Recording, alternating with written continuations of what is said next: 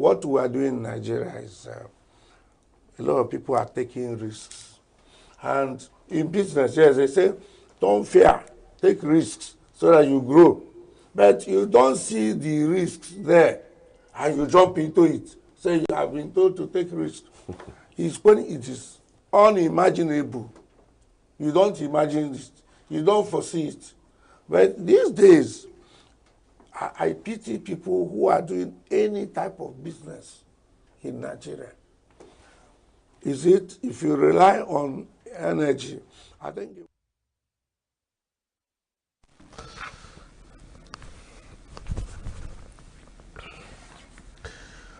Hello, welcome to Signature TV News. I'm Charles Pius. In the headlines, National Assembly to exempt Nigerian police from envelope budgeting system. Nigerian military vows to combat terrorism, alleging that collaborators disclose troops movement. UK Starmer pledges more work on security guarantees for Ukraine. And Israelis opposing Gaza ceasefire deal march with more cuffings in Jerusalem. Details shortly. We are local. We are right now with the wife of the man that was... Why the main market is in chaos. People are... We are national. Those in support of this motion as amended, say aye. Aye. We have taken the vote by default. We are international. Israeli airstrikes. Donald Trump left us the worst unemployment.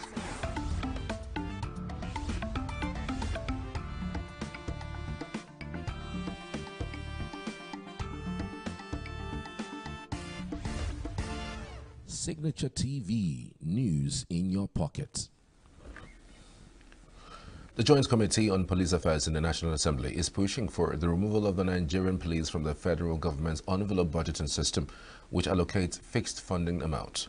The initiative aims to address concerns over inadequate police funding following revelations made by Thursday's defense session with the Inspector General of Police. The lawmakers argued that a more flexible budgeting approach would better support the police in enhancing national security and effective communication. The Inspector General Kayode Egbetokun had told the committees that the current budgetary constraints hinder effective operational planning and service delivery. The committee, after a brief session, adjourned its sitting in honor of their late colleague Adewumi Onanuga, who died on Wednesday after a brief illness. The National Assembly has increased revenue targets to be generated by the Federal Inland Revenue Service (FIRS) for 2025 to 21.6 trillion naira after commending the chairman of the service, Zach Adedeji, for surpassing the benchmark of 19.4 trillion naira for last year. The Joint Senate and House Representatives Committees on Finance, chaired by Senator Sani Musa, at a session with the FIRS urged the Revenue Agency to work harder to generate more funds for the nation for self-sustainability. The Deputy Chairman of the House Committee on Finance, Saidu Abdullahi, who commented on the 2024 budget performance of FIRS, described the revenue generation as historic and unprecedented and worthy of commendation. He, however, urged the FIRS boss to understudy the templates being used in South Africa, which, according to him, generates revenue from tax collections far above that of Nigeria, despite having a smaller population of about 45 to 54 million people when compared to the 200 million population in Nigeria. The Rural Electrification Agency says the provision of solar-powered energy to public institutions is a key component of its agenda in 2025 fiscal year. Managing Director of the agency, Abba Aliyu, disclosed this shortly after making a presentation on the agency's 2024 budget performance and projections in the 2025 appropriation bill. Aliyu said the approval given by President Bola Tinubu for the deployment of solar power in the public sector is intended to cut the cost of governance. He highlighted the key achievements of the agency in the past year. The managing director was accompanied by top functionaries of the agency, including Omar Ganduje, son of the national chairman, All Progressives Congress. The Defense Headquarters has vowed to combat terrorists and their collaborators in Nigeria. Defense spokesperson Major General Edward Buba, who spoke at a news conference in Abuja on Thursday, attributed the resurgence of attacks in Borno State to the influx of foreign agents who are reinforcing the terrorist activities in the northeast. Buba said the situation was made worse by local collaborators who disclosed the movement of troops to the terrorists. He acknowledged that troops have suffered attacks in Damboa, Chibok, and the Gwoza of Borno State in recent times, but reiterated the commitment of the military to combat terrorists and their collaborators to ensure a safe Nigeria. An unspecified number of military personnel were missing in the recent ambush by Boko Haram terrorists in Baga and at the fringes of Lake Chad. The soldiers were reportedly ambushed while trying to recover the dead bodies of 40 residents killed by the resurgence or the insurgents when they were ambushed, leaving several soldiers dead from the gun battle that ensued. The United Nations has condemned a recent mass killing of civilians in Kakua area of Borno State's northeastern Nigeria. A statement by the humanitarian coordinator of the UN in Nigeria, Mohammed Malik, described the killing of at least 40 civilians in Dumbo community on 12 January 2025, reportedly by members of a non-state armed group, as horrifying. The victims who were mostly farmers and fishermen were reportedly killed after allegedly breaching a non-state armed group ban on farming activities. Malik condoled the bereaved families and wished the injured a speedy recovery and said that the UN stands in solidarity with the people and the government of Borno State. He demanded that the killers be identified and made to face the full wrath of the law. The recent attack, he said, is yet another grim reminder of the profound dangers that civilians in conflict-affected parts of Borno, Adamawa and Yobe states continue to face in their struggle to survive. The Nigerian Air Force component of Operation Fasan Yama has admitted that the operation carried out by the air component of Operation Fasan Yama affected the Tunga Kara community in Maradun local government area of Zamfara State. This was revealed by the leader of the fact-finding team, Air Vice Marshal Edward Gapwet, who led other members of an on-the-spot assessment to the affected community. Gapwet explained that the team noted the points of impact of the bullet on the wall and ground within the community, which he said underscored the sincerity, transparency, and accountability exhibited by the Chief of Air Force, Air Marshal Hassan Abubakar. He said there was needs to take responsibility for such an unfortunate incident and show empathy in the affected people in line with the international humanitarian law, as well as to build trust with the people. The Nigerian Air Force, he said, would conduct a forensic analysis of the evidence to come up with useful information that would help the Chief of Air Staff make informed decisions about the unfortunate incident. At least 16 community members were reportedly killed in a military air raid in Tungankara after a pilot mistook local self-defense forces for criminal gangs. Activities marking the 2025 Armed Forces Remembrance Week emblem, Appeal Week, came to a climax on Wednesday. The day commemorates ex-servicemen of the Nigerian Armed Forces who fought in the Nigerian Civil War and veterans of the First and Second World War. Correspondent Chinemere Mikibunam witnessed the colorful ceremony that took place at the Michael Okmara Square, ENUGU. The Armed Forces Remembrance Day is an annual ritual that serves as a reminder of the sacrifices made by Nigeria's military personnel in keeping Nigeria one.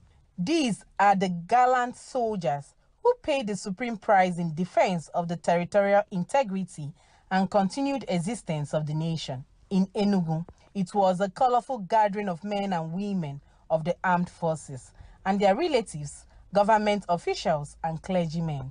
The event began with prayers from representatives of different religions, followed by a minute of silence in honor of the departed. Speaking at the event, Enugu State Governor Peter Mba emphasized the importance of showing gratitude to the fallen heroes and their families. He pledged his administration's continuous support to the armed forces. We have seen such valiant attitude displayed repeatedly as our men and women in uniform fight to curb insurgency, banditry, and sundry acts of terror in a bid to secure our towns and eliminate every threat to peace. Our armed forces consist of men and women of steel, but they are humans after all.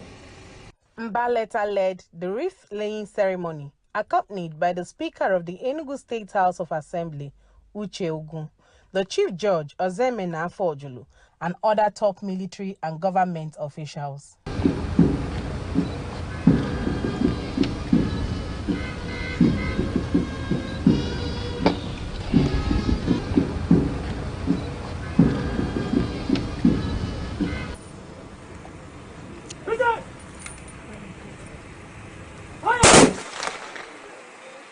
Some family members and relatives of the fallen heroes share the pain of losing their husband in the service of the nation.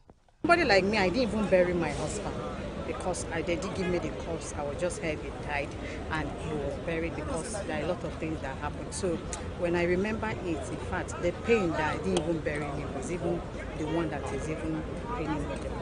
It has not been easy. In fact, some widows, sometimes you say them even to eat is a problem. Nigeria, I don't understand. The government really, they do forget the widows, you know.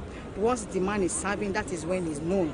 After everything, although the army, they kept a scheme, scholarship for at least 4 deceased children. But sometimes, you know, the money is not even enough. As I'm standing, watching the wives of our foreign heroes, I remember most of their husbands that are very close to us. Some of them are our neighbors, some of them are our relatives, some of them are my husband's classmates. That some of them died during the plane crash, during the Boko Haram issues, and some of them, in fact, as I was just watching the women are so down and the activities. But like I said, God is their strength and will always give them that strength to pull through. When two are together, things are much more easier. But when it's only one person, it's a little bit difficult. So most of our women, most of them, they don't have really what to do. We want to call on the government to see if they can come and provide something, maybe what they can do, provide for them something they can do with their hands, get a job for them. Most of them don't have jobs. A retired master warrant officer, Priscilla Otta, shared a pitiable experience of her 35 years in service and after service to the nation. Many of us that went for this operation outside, they did not come back. I have my children when I went for my own. I was always praying that God will save me to come back to Nigeria. And I was saved by the Almighty God. So I retired fully after completing my 35 years. But one thing in this retirement is that when you retired, all your entitlement will not be given to you. We will start fighting, doing protests, going up and down. Nobody that served this army 35 years that will not have any sickness. Like me, I'm a BP patient. I'm managing it. They're supposed to be giving us our entitlement so that we can buy a drug and take care of our children. The ceremony concluded with the release of pigeons, symbolizing peace and unity, and a parade by the military personnel. The governor granted permission. Chinemerem Ikebuna, Signature TV News. The celebration of this year's Armed Forces Remembrance Day in Nigeria's federal capital Abuja served more than remembrance of Nigerian soldiers who fell in various theaters of military operation. It was an opportunity for Nigeria as a nation to thank themselves or to thank members of the armed forces for their commitments to the war against insurrection, which both Boko Haram and ISWAP are waging against the Nigerian state. Correspondent Josephine Beatrice reports.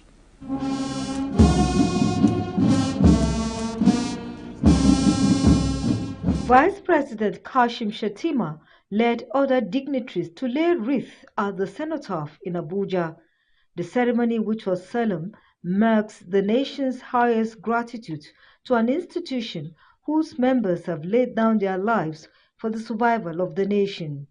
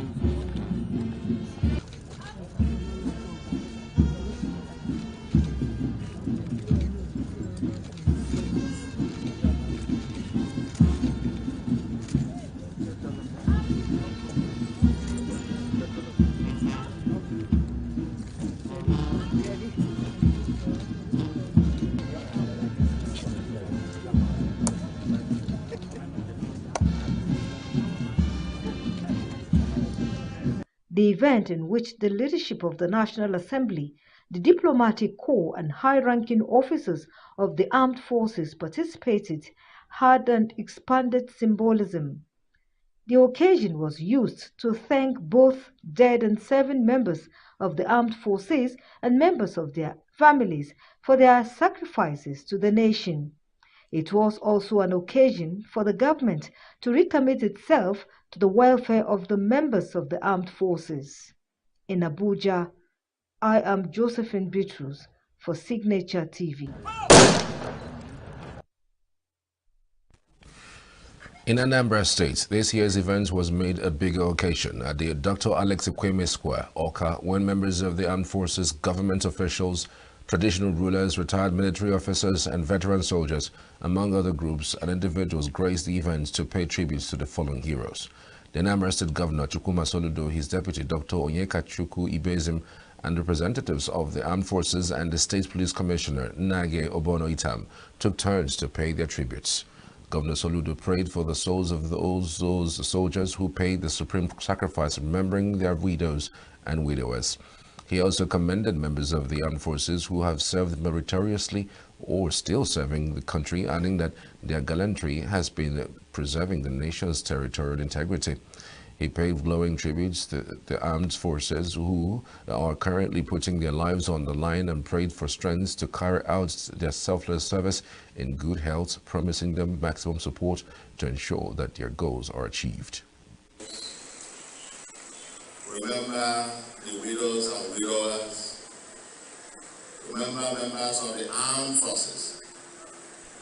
Those who have fallen, those who are retired, all those who have served Nigeria in one capacity or the other, particularly those who paid the supreme sacrifice by laying their lives, spilling their blood for the peace and security of our country, Nigeria. Every 15th day of January we do this as an annual ritual. Today, well, we done the same, we just laid the wheat, turn off the pigeons, all symbolisms to say to our fallen heroes that we will never forget. We will ever be grateful. We remember your sacrifices, your toil and sweat, and pray for the peaceful repose of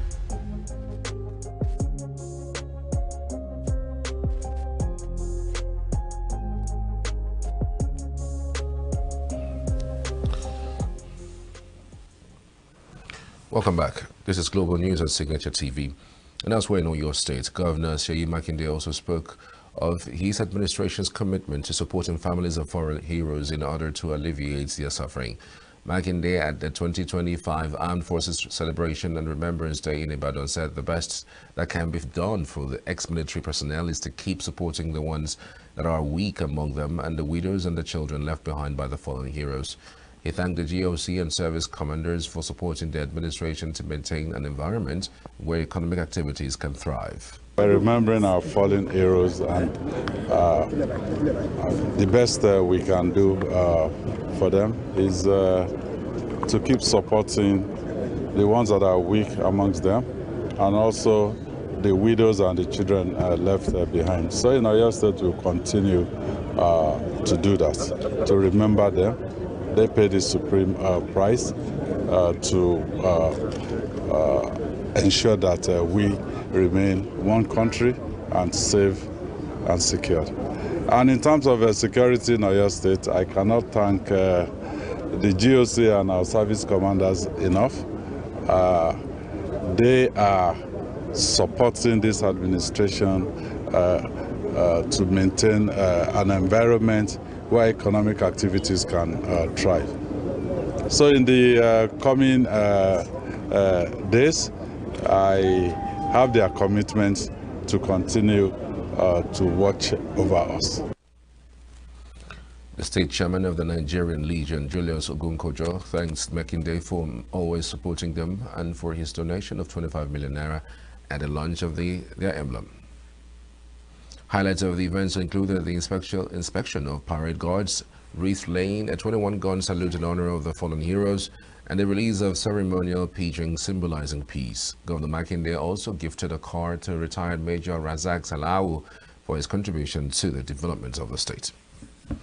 Meanwhile, the River State Governor Siminalayi Fubara has made a donation of 50 million naira to the widows of Nigeria's fallen heroes. Fubara announced the donation when he joined other Nigerians to mark the 2025 Armed Forces Remembrance Day celebration in honor of the gallant military personnel who put their lives on line to defend the unity, sovereignty, and peace of Nigeria. He assured of the commitment of his administration to the welfare of veterans and families of the fallen heroes. This day reminds us of our responsibility towards you and your family, especially the widows, children, and the aged parents left behind by those who made the ultimate sacrifice. As a government, we remain committed to the welfare and the well-being of the Nigerian Armed Forces, both serving and retired, and their families. In Rivers State, we have fulfilled past promises to the Nigerian Legion, and we will continue to implement targeted policy and programs to improve their living condition. Furthermore, we will prioritize the inclusion of family of the fallen heroes in our social welfare and investment programs. May I also use this opportunity to call on the well-meaning citizens and private organizations to extend their support to these families, helping them overcome the economic challenges they often face.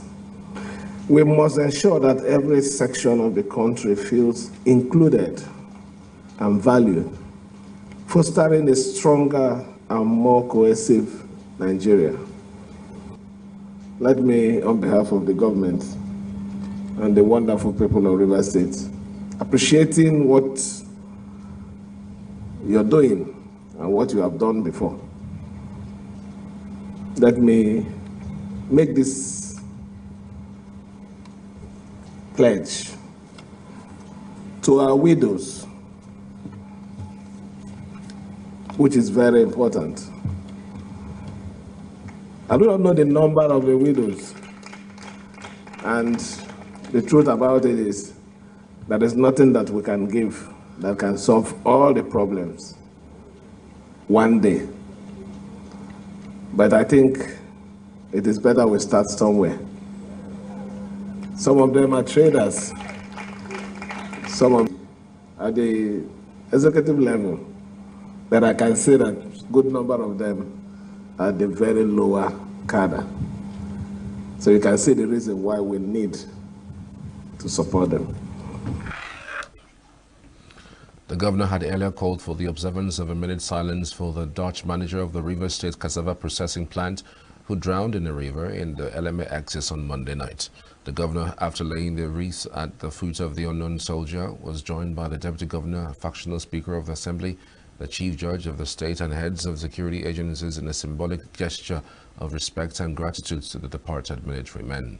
The ceremony witnessed a parade by a combined team of armed forces, police, and paramilitary officers, the signing of the register and symbolic release of pigeons to signify peace. The acting chairman of the People's Democratic Party (PDP) in Rivers State, Robinson Ewo, on Thursday vowed to holistically probe alleged cases of anti-party activities involving its members in the state. Ewo also announced plans to establish a disciplinary panel in the coming days, stressing that it would not hesitate to recommend sanctions including suspensions or expulsion from the party, regardless of an individual's status or influence. He said during a press briefing attended by acting executives from both state and local government levels that the focus of the probe would include actions taken by members during the 2023 general elections. The acting chairman said they would immediately begin steps towards healing and rebuilding the once great party, which he said was battered, with hope lost across the 23 local government areas and 319 electoral wards, assuring that they would make the PDP Rivers State chapter great again. He highlighted specific conditions for the continued existence of the PDP in Rivers State, insisting that the PDP national leadership must fully reinstate the party's leadership in the state under Governor Siminalayi Fubara. The Rivers State High Court had on January 13, 2025, sacked the Chukwuemeka Aaron-led State Executive Committee of the party alongside the ward and local government executive committees.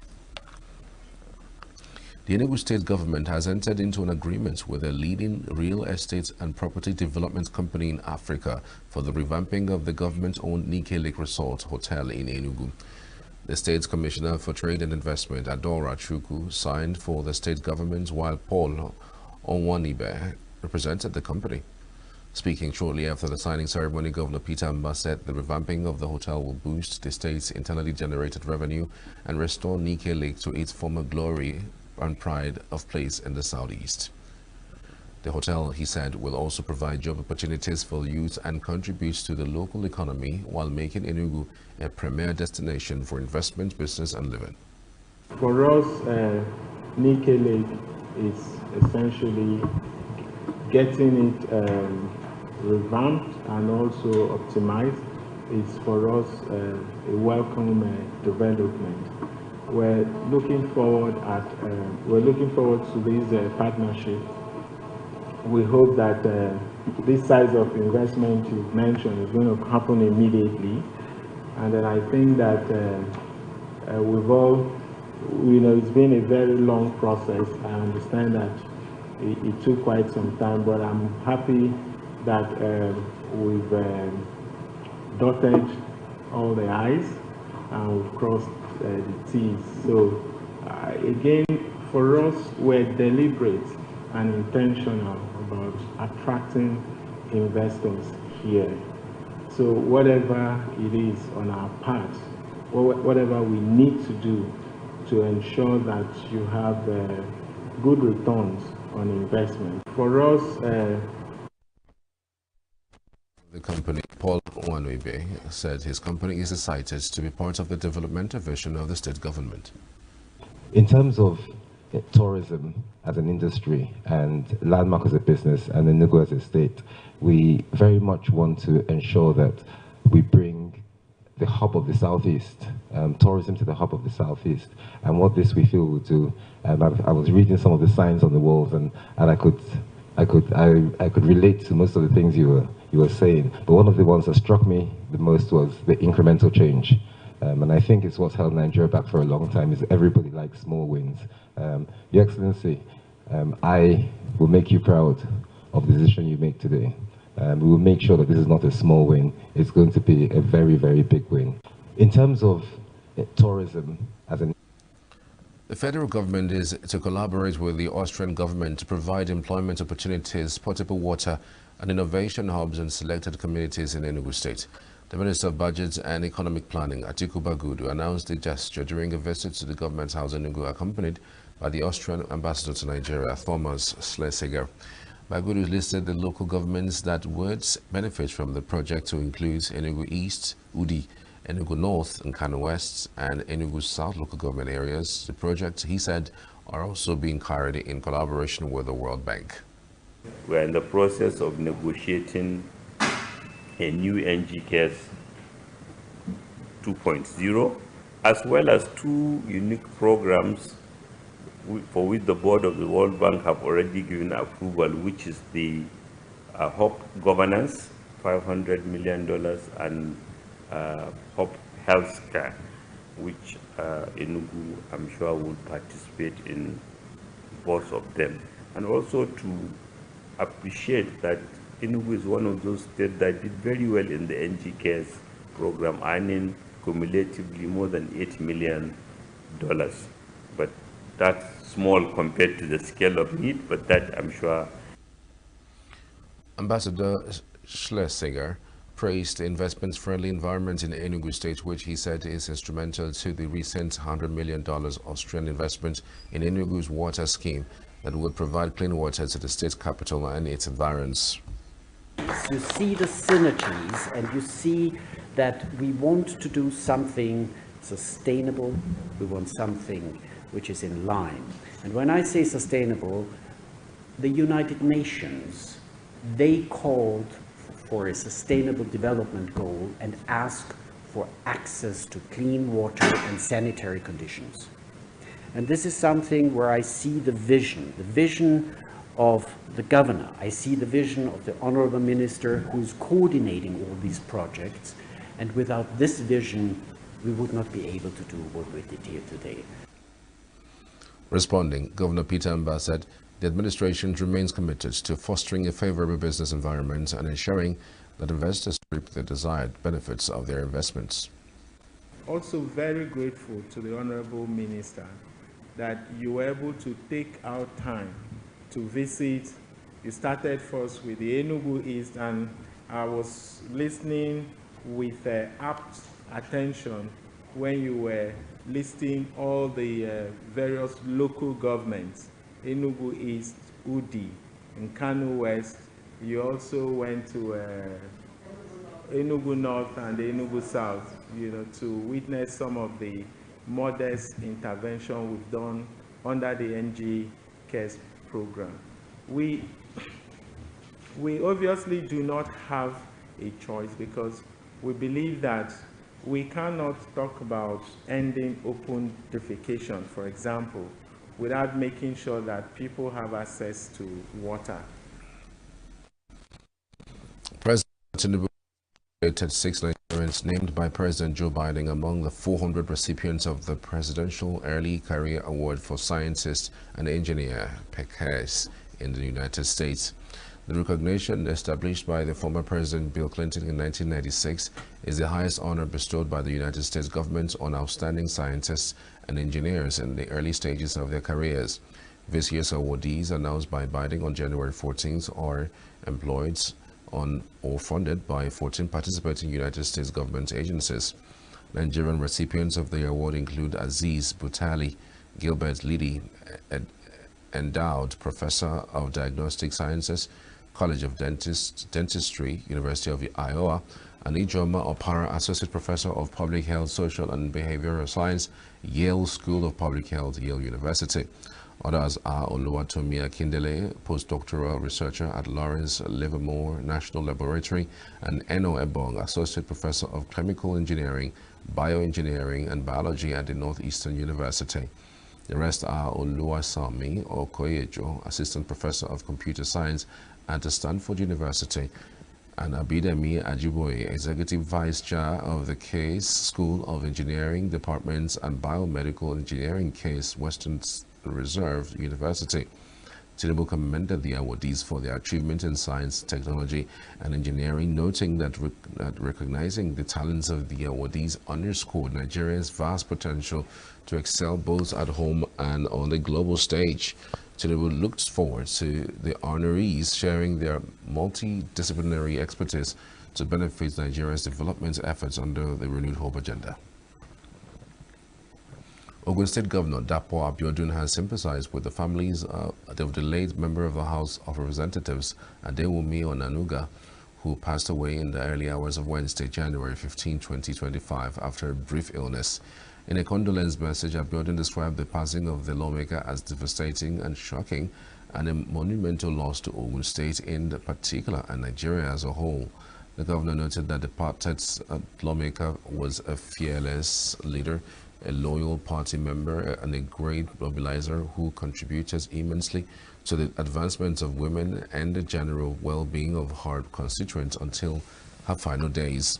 He prayed for the repose of her soul and strength for the family she left behind to bear the loss. Born on December 2nd, 2019, on the platform of the All Progressives Congress, APC, and during that tenure served as chairperson of the House Committee on Women Affairs and Social Development in the Ninth Assembly. Re-elected in 2023, she was appointed Deputy Chief Whip of the 10th Assembly, a role in which she demonstrated exceptional leadership and unwavering commitment to legislative discipline, particularly during parliamentary sittings. The Organization of the Petroleum Exporting Countries, OPEC, says the production of petroleum products by the Dangote petroleum refineries has reduced the importation of refined products from Europe.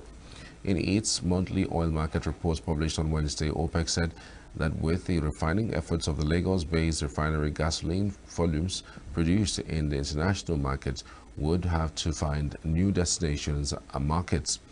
Aliko Dangote, Africa's leading industrialists, commenced operations at the $20 billion facility sited in Lagos on December 23, 2020, with 350,000 barrels per day.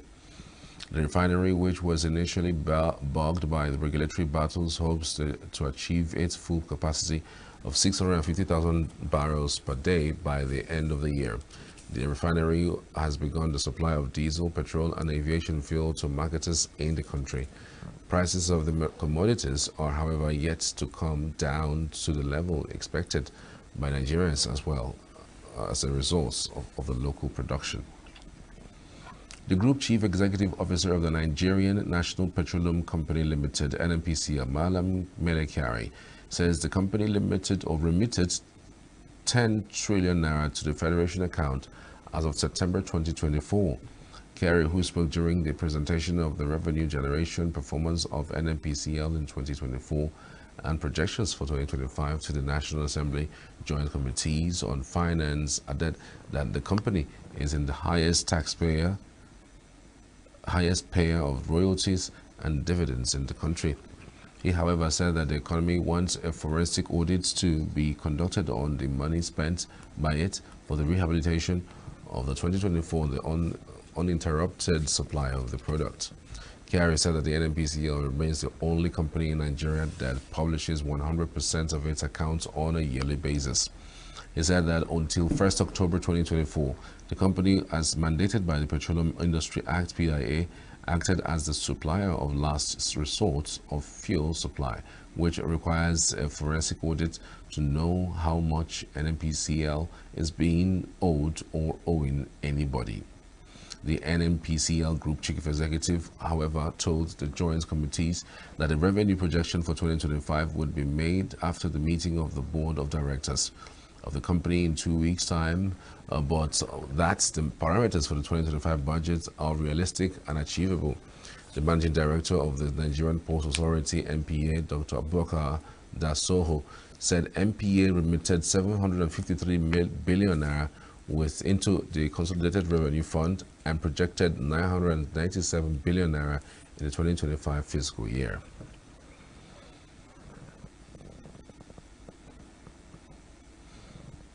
And in business, Nigeria's agricultural exports surge amidst commodity price decline. Nigerian court orders arrest of crude oil cargo linked to GHIL. And Italy, Albania, and UAE signed $1 billion renewable energy deal. These are more after the break. To stay with us.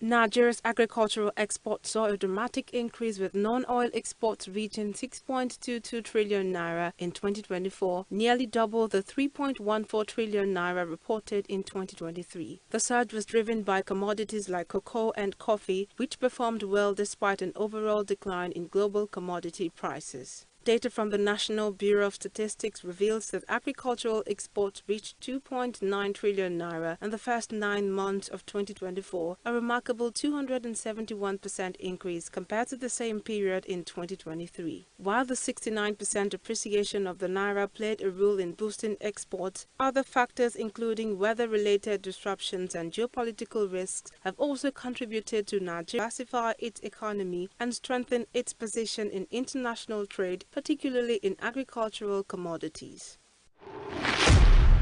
A Nigerian Federal High Court in Port Harcourt has ordered the arrest of all cargo aboard the Tamara Tokoni, a floating production, storage and offloading FPSO vessel linked to General Hydrocarbons Limited, GH Bank of Nigeria, FBN, seeking a $19.7 million bank guarantee to secure its financial claim against GHL. The court's decision aims to prevent any transactions involving the crude oil cargo until GHL meets its obligation. The case highlights the complexities of Nigeria's oil sector and the need for legal mechanisms to protect financial interests in high-stakes transactions. Italy, Albania, and the United Arab Emirates signed a groundbreaking $1 billion agreement yesterday to create a subsea interconnection for renewable energy across the Adriatic Sea. This deal, which was announced by Italian Prime Minister Giorgia Meloni at the World Future Energy Summit in Abu Dhabi, involves generating green energy in Albania and exporting it to Italy through underwater cables. So I am remarkably glad, as Eddie did already, to announce here the signing of a tripartite strategic partnership framework to launch an equally ambitious project between the two shores of the Adriatic. With His Highness Sheikh Mohammed bin Zayed and Prime Minister Edi Rama, two good friends of mine, two good friends of Italy, today we are going to attend the signing of an extremely important commitment to implement a new energy interconnection for producing green power in Albania and exporting part of that power to Italy, thanks to an undersea cable across the Adriatic Sea. The infrastructure will connect the Albanian port of Vlorë to Italy's southern region of Puglia. The project will be executed by Italy's Terna, the UAE's TAQA and other stakeholders, and it is expected to be operational within 3 years. The collaboration aims to boost sustainability efforts and deepen cooperation among the three nations, enhancing renewable energy production and distribution in the region. In a welcome development for UK policymakers, inflation unexpectedly slowed in December. The annual inflation rate fell to 2.5%, down from 2.6% in November, providing a break from inflationary pressures. While inflation is predicted to rise again in early 2025, the recent decline has boosted investor confidence. Following the data, market investors are betting on interest rate cuts by the Bank of England, with an 82% chance of a quarter-point reduction in February 2025. The anticipated rate cuts have fueled optimism, with markets pricing in addition cuts for 2025. This shift in expectations may offer relief to UK businesses and households struggling with high costs, while helping stimulate growth in the broader economy. At the close of the trading session yesterday on the Nigerian Stock Exchange, a total of 428 million shares were traded in 12,098 deals, with a market value of approximately 6.93 billion naira. This represents a 16% decrease in volume, 41% decline in turnover, and a 7% drop in deals compared to the previous trading session. The market capitalization now stands at 62.3 trillion naira. Of the 125 listed equities participated in the trading, 25 recorded gains while 39 recorded losses. On the gainers list, National Salt Company led with a 10% rise, followed by Dangote Sugar, Sunu Assurances Nigeria, and Skyway Aviation, all showing notable gains. On the flip side, Dangote Cement led the losers, dropping by 10%, while Universal Insurance, John Holt, and Transcorp Power also faced losses. Universal Insurance recorded the highest volume of traded shares at 70.3 million. As for the performance of the NGX market indices, the benchmark NGX All-Share Index declined by 1.47%, closing at 102,095.95 points. The index has seen a 2.05% loss over the past week, but a 2.73% gain over the past month, with an overall year-to-date loss of 0.81%. And that's the news on Signature Business Morning. I am Tom Sinime Natus.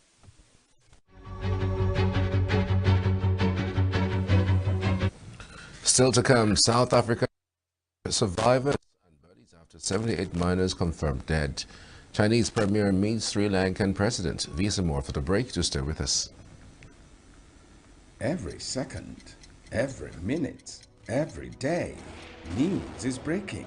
Events occur and there are new developments. At Signature TV, we follow these stories objectively, bringing all sides without bias, explaining the complex issues, breaking down the numbers, and investigating the issues behind the news. Anywhere and everywhere, near or far, wherever the news is, we will be there. Signature TV. News in your pocket.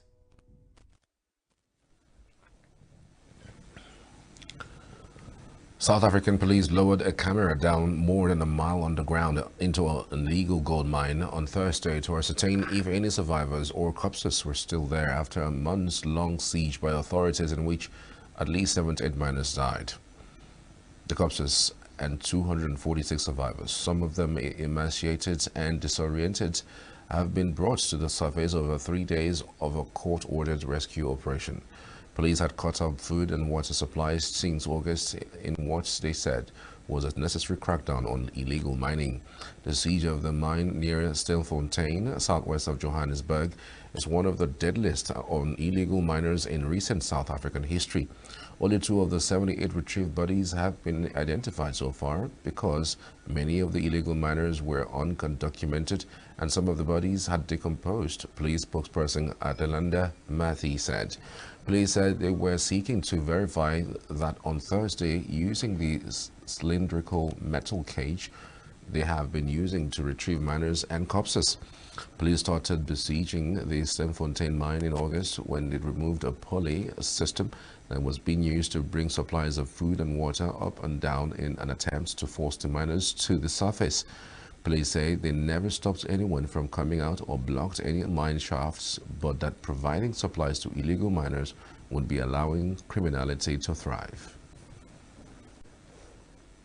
So once we've satisfied ourselves that the shaft is empty, then DMRE takes over together with the mine owner and they do what is expected of them to do, which is to seal and rehabilitate the shaft so that we do not see a situation where we find ourselves where we are today, where we've had to stand static for a number of months at this particular shaft, calling on illegal miners to resurface. So Operation Valamgodi, as I've indicated, it is continuing. You have been to the site, you can see that access is still very much easy. Our priority and objective right from the beginning was to address illegal mining, and therefore, as far as the operation is concerned, those members who are deployed for Operation Valamgodi will continue to be on site, not only at 11 Shaft, but in all the areas where illegal mining is taking place.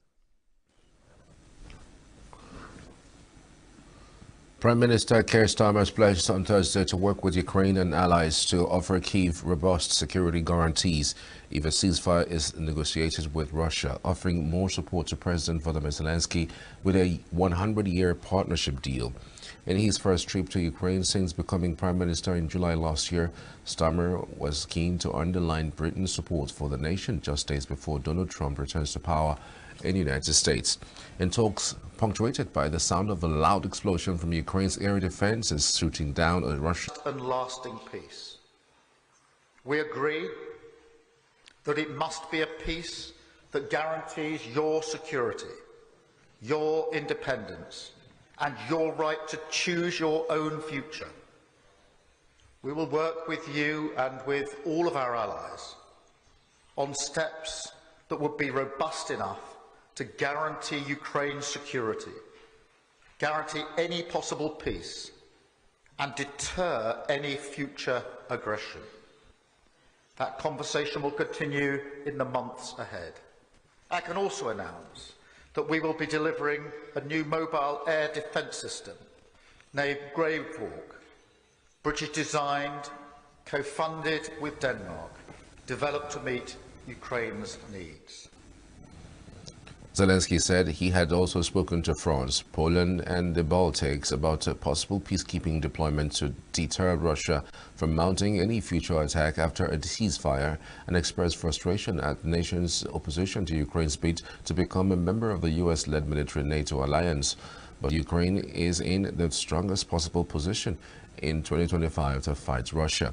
Britain has provided £12.8 billion in support to Ukraine since in 2022, a sum dwarfed by Washington's $63.5 billion in security assistance, underscoring the importance of Trump's actions over Ukraine. The partnership announced on Thursday, which provides £40 million for Ukraine's economic recovery, includes additional support around grain verification and trade with Ukraine's thriving technology sector that has produced battle-ready equipment. And that's the news this hour. Many thanks for watching. I'm Charles Pius. Have a good day.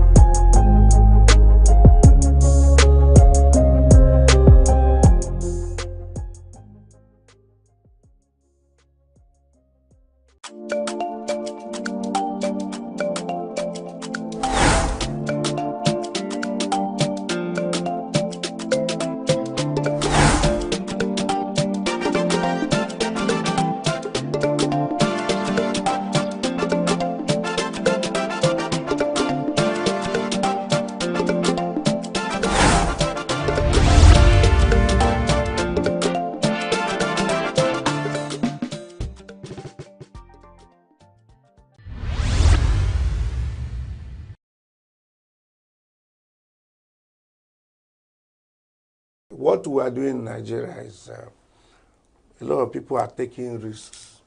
And in business, yes, they say, don't fear, take risks so that you grow. But you don't see the risks there and you jump into it. So you have been told to take risks. It's when it is unimaginable. You don't imagine it. You don't foresee it. But these days, I pity people who are doing any type of business in Nigeria. Is it, if you rely on energy, I think in one of the stations, I was privileged to appear, one of the broadcast media, I was, the MD was, we were discussing informally. He was telling me, he said, Louis, to run this business is no longer fun. What is he spends on diesel alone on weekly basis, on weekly basis, can pay his staff, all of them. So imagine that kind of, what kind of business are you running? Are you running a charity home? Apart from the issue of technology, energy, that government agents, you see somebody, a woman who is selling mango, fruits, they will come, you see another person standing, a man, once it is 10, Madam will take go, that's Madam, bring money. What for? Some of them are agents of government. Some of them are friends of government, touts, used in the election. So they can look elsewhere. Security operatives will look elsewhere when you are undermining somebody's interest. So I wonder when people do business, it's like in Nigeria today, it's like, well, we have come out, we have started, there's nothing we can do.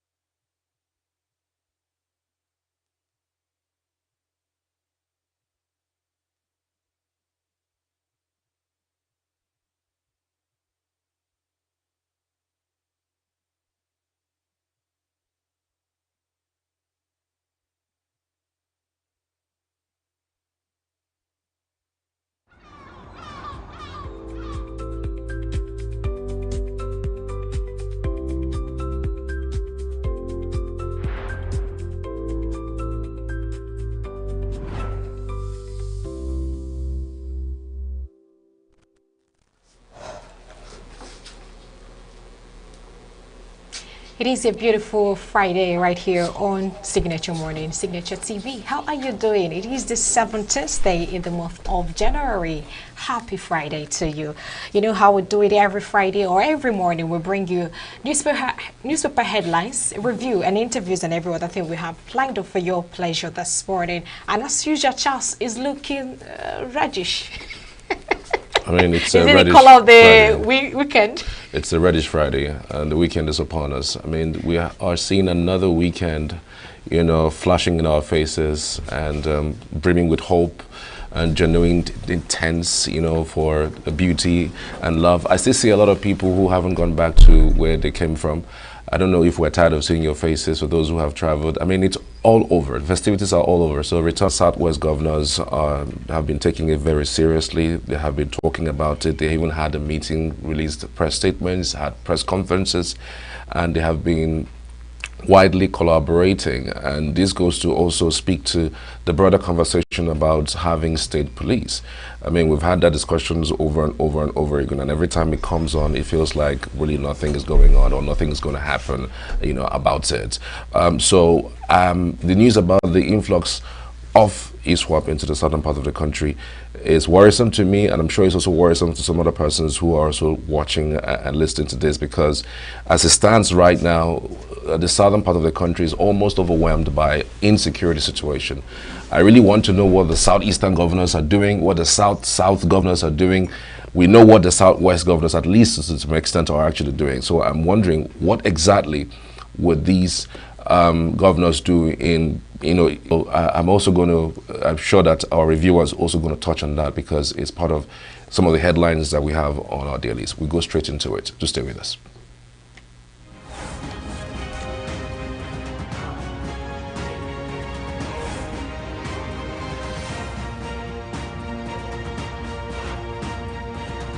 Tribune this morning, just above the marks. Wike withdraws Mastama plots R of O from Rep Speaker and governors and others. Rowdy session disrupts IGP's 2025 budget defense at National Assembly. Governors propose new VAT sharing formula. That's on the page 2. Federal government dismisses Emir Sanusi's comments on Tinubu's economic reforms. ICPC files charges against Jimmy Lawal, former El Rufai's aide, 3 others. 6 years after, Kingmakers pick new Elewa Ford named to Makinde. Ondo local government election, PDP candidates at loggerheads over withdrawal from Saturday poll. All right, there is a new sharing fund based on equality, 30% based on derivation, 20% based on population. Back tax reform bills oppose reduction in corporate income tax, say no to terminal clause for net fund or TET fund, NASENI, NITDA, in sharing of developmental levies. All right, moving ahead to the Daily Trust. Tax reforms, governors reject VAT hike, propose new sharing formula. With the rider, stop scraping of TET fund, NASENI, NITDA. Truck kills 6 family members, 8 others in Benue State. Families of Zamfara airstrike victims demand compensation. Abuja Kaduna Kano road ready in 14 months, says federal government. Presidency to Sanusi, don't undermine our reforms. 6 terrorists, 5 soldiers die in Sokoto gun duel. Oil and gas. Lokbabiri assures of a sustained collaboration. All the details you can find on the Daily Trust. Over now to the Blueprint newspaper. On the Blueprint, federal government slams Sanusi over comments on economic reforms, where the writer urges Kano monarch to rise above partisan interests. Rotary International commits over $300 million to eradicate polio in Nigeria. Tinubu hails 6 diaspora Nigerians for making Biden's 400 honorees. Sports 2026 World Cup qualifier. Super Eagles get 10% of unpaid bonuses. Abuja Kaduna Kano road to be completed in 14 months, says federal government. Delta, police arrest child trafficker Baba for sodomizing 12-year-old boy. CBN unveils digital solutions to boost efficiency in service delivery. Rwanda says inflation's approaching point of inflection. Marketers jostle to join Adova, hidden in Dangote refinery bulk purchase incentives. We're jumping straight into the Vanguard newspaper this morning. On the Vanguard, just below the mast, tax bills, governors offer a new formula for sharing VAT proceeds. Crude oil price will dictate petrol pump costs, says Lokobiri.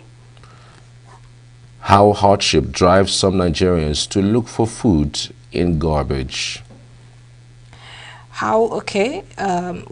Influx of ISWAP, Southern governors mobilize and activate regional security. Federal government to Emir Sanusi, we don't need your approval for Tinubu's laudable policies. Kidnapping, Nigerians may have paid 10 trillion naira ransom in 2024. That's from Soludo. Wow. Rally session in National Assembly as IGP presents 2025 budgets. Over now to the Daily Times newspaper. On the Daily Times, NNPCL remits 10 trillion naira to Federation accounts in 2024, says Kyari. Food security, NAS advocates higher budgetary allocation for agri sector. Energy experts criticizes NERC's electricity tariff approval process for discos. NAS, willful ineffectiveness of standing committees. That's from NAS. Importers clearing agents rejects National Assembly's 12 trillion naira custom revenue target. Zamfara, global rights demands justice for victims of military airstrike. All the details you can find on the Daily Times. On the Nation newspaper, EFCC to arraign Otodeko Onasanya over alleged 123 billion naira. Governors back tax reform bills, seek adjustment to VAT with wider NGF, will stand for equitable distribution of resources. Grey areas resolved, says Sule. Failure to defend budget will attract zero allocation. U.S. honors for 6 Nigerians. Withdrawal from council polls on Satos. That's from Ondo PDP. Lobobiri, market forces will always determine fuel price. Foreign fighters behind terror attacks in northwest, northeast, says DHQ. On the Guardian newspaper, war against terrorists, caught in the middle, survivors count cost of accidental airstrikes. EFCC to arraign ex-bank chiefs over alleged 12.3 billion naira fraud. PDP shuns Ondo local government poll as police restrict movements, warn miscreants. Boko Haram ambush, UN demands justice for 40 killed in Borno. DHQ blames external forces, local collaborators for terrorism surge in the northeast. Police sue PDP secretariat in Rivers over leadership crisis. Indeed. A really interesting read, if you like. Rebasing, focus on economic reforms, stable fiscal policies. LCCI charges federal government. Tax reforms, governor's presidency shelve VAT hike, agree on new revenue sharing formula. And on the Punch this morning, just above the mast, governors propose new VAT sharing formula, OK tax bills. Dangote refinery projects 650,000 BPD June. Plans crude imports with the wider facility now producing 500,000 BPD as officials look beyond Nigeria to meet demand for product. DHQ blames foreigners for renewed terror attacks. Fubara Wike camps clash as police occupy Rivers PDP secretariat. INEC deletes 7,746 dead persons from voter register. Ogun guard arrested for alleged defilement of 6-year-old. Bengasin projects petrol price hike as crude cost rises. 12.3 billion naira fraud. EFCC to arraign Otodeku, ex-First Bank MD, Monday. All right. So that's it on the Punch newspaper, and of course all of the headlines on our dailies this morning. Chris Monica joins us. Good morning, good to have you. Good morning, Chris. Good morning, Belinda. Good morning, Charles. All right, the governors are proposing new VAT sharing formula. I mean, it's all about the tax reform bills. And I'm wondering why the tax reform bills did not go through, this process before it's even went straight to the National Assembly. So for you, what's your latest development? Tribune actually broke it down with all of the 50%, 30%, 20%, and the likes. I've spoken on this earlier on this desk, and I talked about stakeholder engagement when you are trying to engage, when you're trying to implement a policy that affects a complex society like Nigeria. Because it's like the elephant and the 10 blind men. The tax reform in Nigeria is the same thing. It means these different things to the man or the people living in Borno. It means different thing for people living in Lagos. It implies different things to people living in Anambra and Enugu. Now we did not do the dialogue, and the Asorok is pushing for this tax reform to go.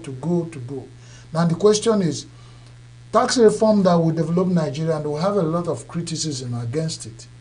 To whose benefit then? And who is afraid of tax reform?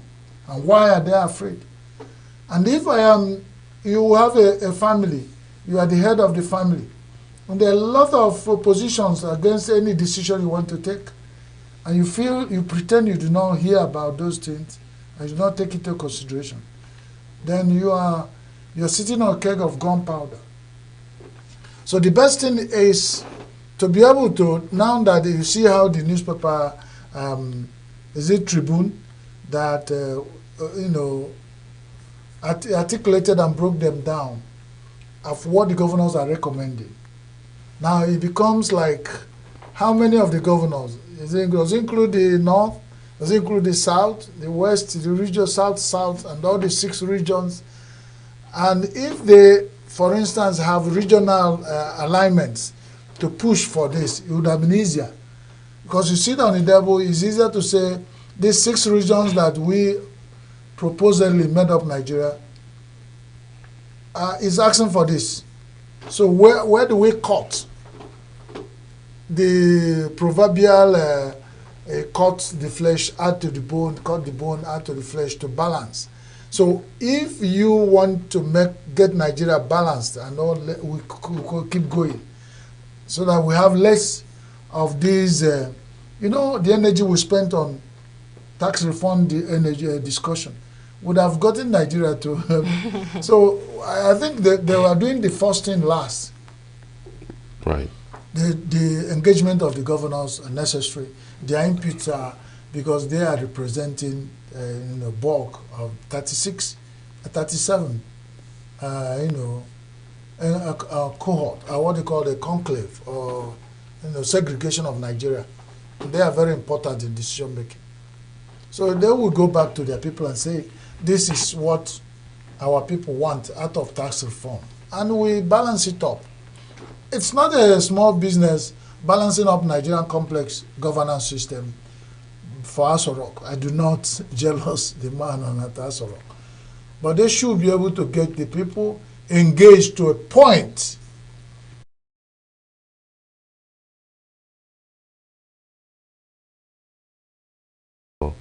Crude oil prices, because we know that it's fluctuating internationally.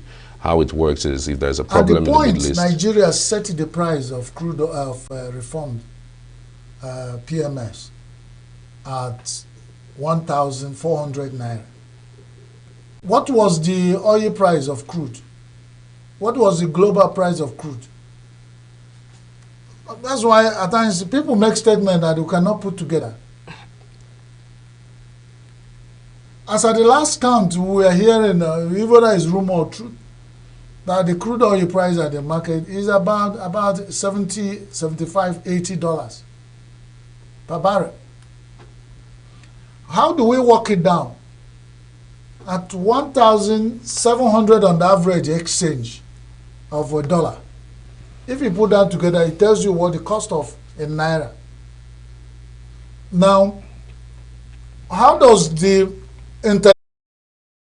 how does the amount that we buy fuel at 1,400 in Nigeria? I don't understand what it doesn't make sense. It doesn't make sense because nobody, the glitch and the corruption in the oil and gas in Nigeria has not allowed them to open up and tell the Nigerians what is happening there. They don't even want us to know. They don't stop pretending and stop making statements that get all you people irritated.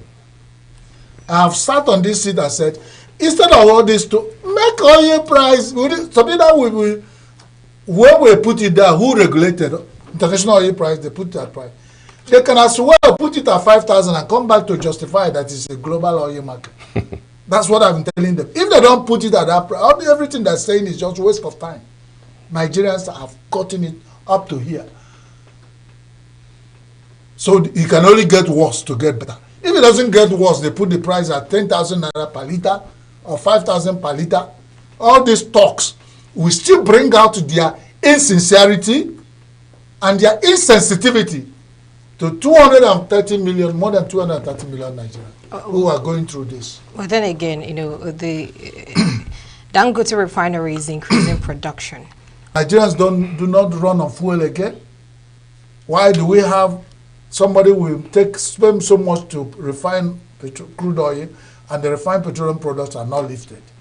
The marketers are complicit of it. They don't want, if they want, they don't even need to look anywhere with what this guy is doing, and let it be that the guy cannot even meet up the demand of supplying Nigeria. Do we need to export? And now that they say the two refineries are working, Port Harcourt and Warri, we expect glut. We expect that fuel should have gone down to 200 naira. Why is it still where it is? They're still finding the war of corruption to subdue Nigerians and make us bite the dust because we want to. But don't worry, what is happening to electricity will soon happen to them.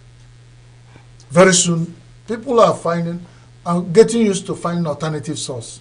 Do you think they will soon find alternatives to petrol? Electric cars are there. Which one is fine? It's already there. But most Nigerians in their fantastically way of doing things are already having electric cars used in Nigeria. They are rare. But it's also very expensive. Just like solar is expensive, but it's gradually going there. How much did you buy your GSM when it came out the first time?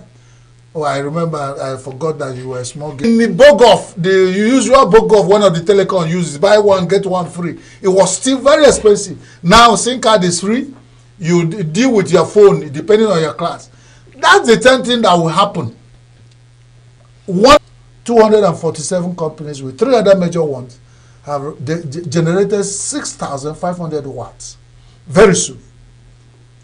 The same alternative energy to use vehicles and electric cars will begin to increase, and then that's when they begin to drink. They use it to go and water their gardens.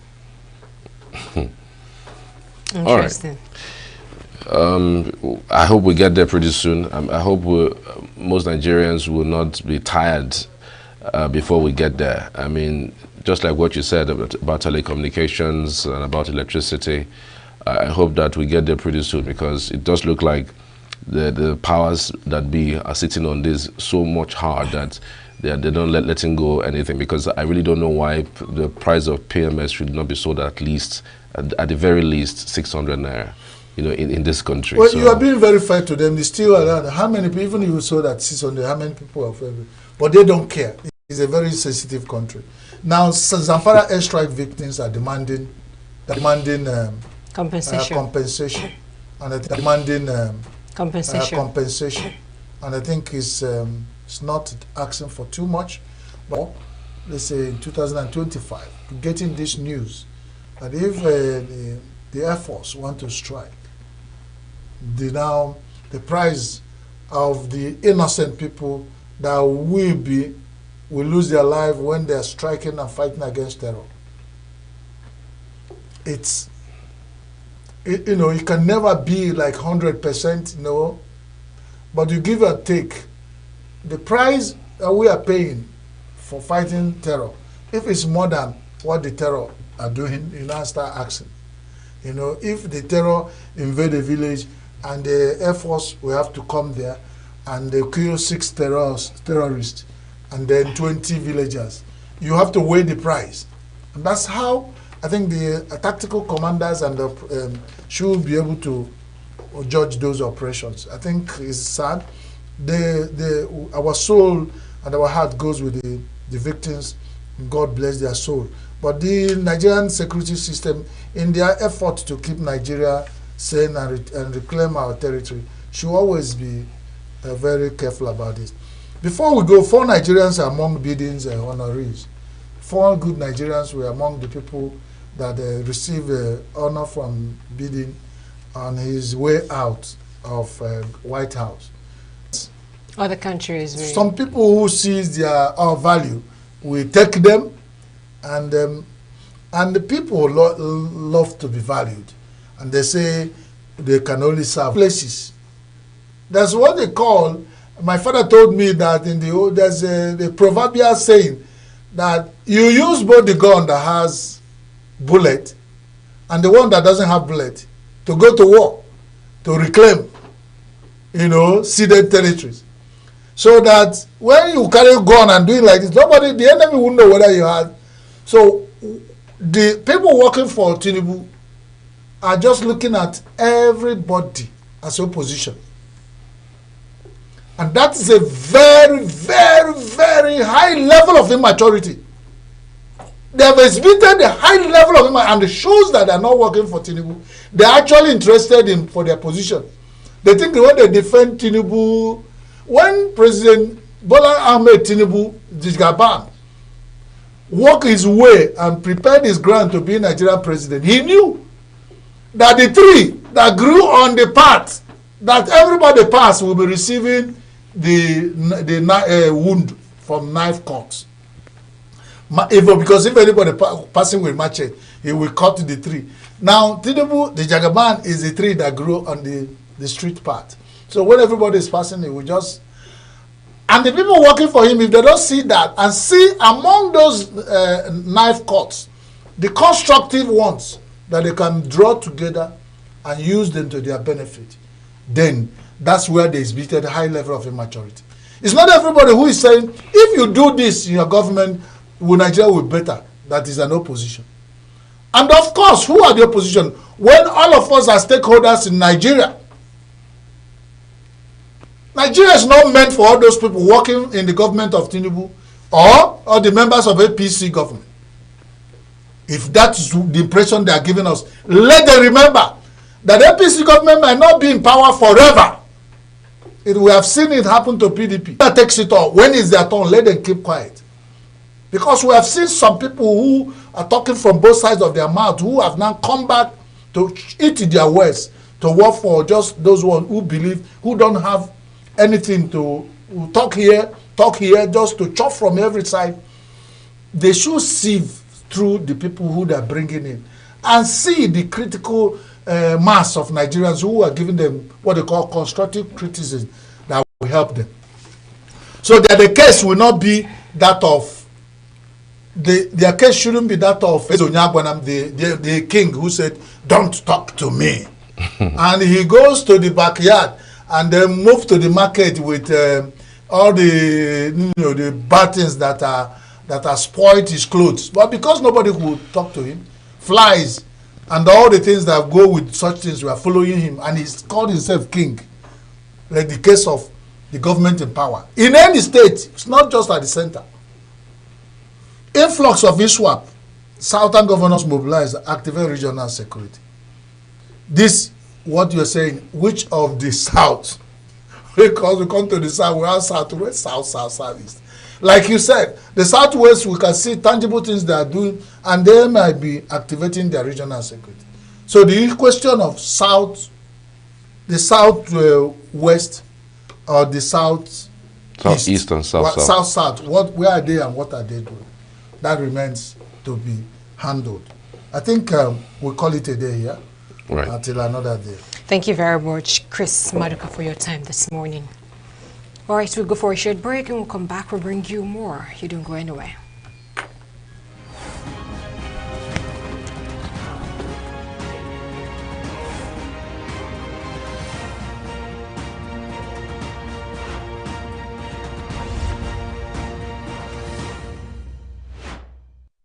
Every second, every minute, every day, news is breaking, events occur, and there are new developments. At Signature TV, we follow these stories objectively, bringing all sides without bias, explaining the complex issues, breaking down the numbers, and investigating the issues behind the news. Anywhere and everywhere, near or far, wherever the news is, we will be there. Signature TV. News in your pocket.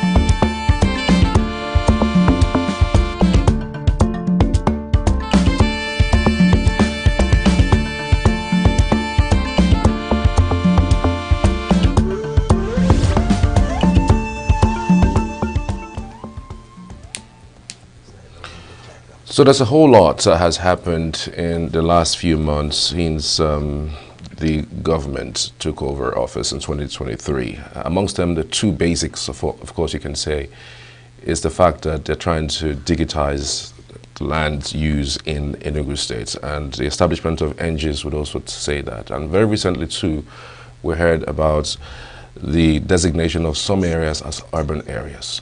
What does that really mean, and what does that mean for ENUGU people and those who are looking to invest in ENUGU State? That's exactly what we're going to be talking about this morning, because we have the Commissioner for Lands here in ENUGU State. We're talking about Chimobi Patrick Okori, Esquire. He's an Honorable Commissioner for Lands and Urban Development here in ENUGU State. Good to have you. Good morning. Good morning and welcome. Good morning. Thank you so much. So good to be here. All right. Let's start from the NGs. What exactly does that mean, and how digitized is it really? Thank you. So NGs is essentially a one-stop shop that has been set up by the state government for land operations.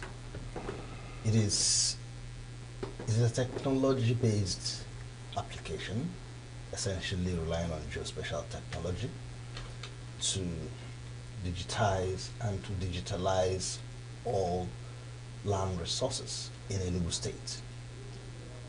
So it's something that that has actually gone first from the back end to digitalize all our legacy resources, all our records, all our files, and optimize them and, upload them to the digital platform. Being recorded from the improvement of this technology into the land use regulations.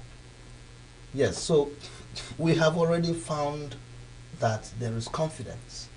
Confidence building has been one of our highest scorecards from this. We realize that land users, investors, prospective investors, visitors, are very excited at this technology. They have found out that the legacy challenges of, say, double allocation of land have been dispensed with, have been buried, and totally buried. They have found out that all those other little errors of, overlapping layouts, for instance, of delays in land processes are totally dispensed with. We documented.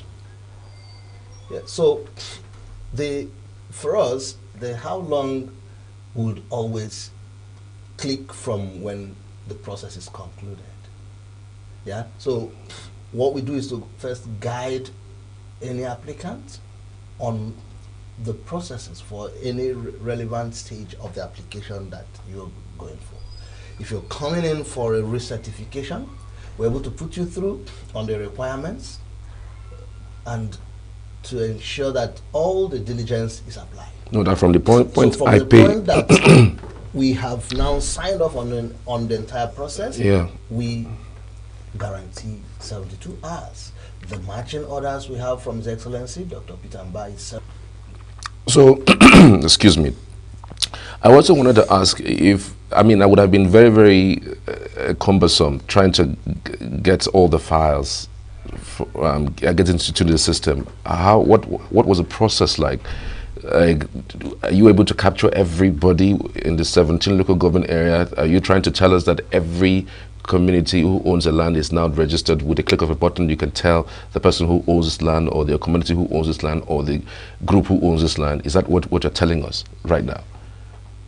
Okay, so let's say that what we have captured is what we have in our records. And that is why the next step we have taken is to request or to require people to register their land assets. Okay, so people are going to come to register. Absolutely. What about the records you already have? So the records we have been totally optimized and digitized. Yeah, okay. So they are now available in the digital space. But for all those ones, the gaps, the ones that have usually not been registered before now, we now urge and we continue to send out a message that everybody should register their land assets. His Excellency, the Governor, has identified the fact that these are actually commercial values. These are assets with very tangible commercial values to the owners. But over the years, the best people for their estates, for their big houses in the village was an emotional satisfaction. Now he has said, we need to unlock these assets for the benefit of ENUGU, so that you, even for your house in the hinterlands, you have a certificate of occupancy. It gives you tangible value. It's now a title that you can do business with. It's a title that you can do, walk into the bank and discuss a facility with. It's a title that you can discuss a mortgage with. So that's where we're going. It's really an approach that ensures that everybody is happy. It's a sustainable practice. It's about shared prosperity for ENUGU, and it's about, totally wiping off the poverty index from Enugu State. Right. But then again, we understand that for technological reforms to be effective, public awareness and accessibility are crucial. So what are the measures, you put in place to educate the public on accessibility, on how to go about these new systems? And what is the government doing actually to ensure that everyone knows about it, knows how to assess it and operate it, and makes everything easier, because it's not just to implement without people of ENUGU knowing what is going on and how they can assess these things. Yeah, thank you very much. So what we have done since His Excellency the Governor signed these various land reform initiatives is to embark on massive stakeholder engagement. Is aware of what's happening, so everybody is aware of the massive benefits of these initiatives for the ENUGU. So it does look like, sorry to take you there. These various stakeholders, it eventually cascades to everyone. Okay. Because somehow you are caught up in one or two of them. So it's if you're not involved in the surveyors association, you have a surveyor that's going to work for you on your land. So he's aware. So the town planners are aware. The Institute of Town Planners, the Union of Journalists. We're meeting with the Academic Staff Union. We're meeting with the local government chairman. We're meeting with the President Generals of towns. So somehow, any ENUGU resident or indigene will definitely be involved in one or two of these stakeholder groups. Right. Recently, the governor did the executive order designating some areas as urban areas. Yeah. For me, as someone who read that as a headline, my mind skipped. I'll tell you why my mind skipped, but tell us what it means. Okay, thank you. Now, the executive order recently signed by His Excellency designating some additional parts of the state as urban areas is one of the winners for us, because what it does essentially is it fulfills the objective of the Land Use Act. The Land Use Act Section 3 gives the governor that mandate, and it is a mandate that derives from the trust already vested in him by that law to manage the entire land resource of the state on behalf of ENUGU. So this is trying to deliver on that trust. He is supposed to determine by order where is an urban area. It's also been the product of a study. As a matter of fact, His Excellency the Governor commissioned study to understand the growth and developmental pattern of the entire state. It was in the course of that he recognized the need to have a more purpose and focused developmental agenda for these locations. Now, the moment you declare an area as urban, okay, it means you're supposed to now have a guided developmental agenda for that area. It means that the kind of road infrastructure you put there has to be consistent with what should be seen in an urban area. Have designated uses for different parts of that place. So we now know that this is the industrial area of that location. This is the residential area of that location.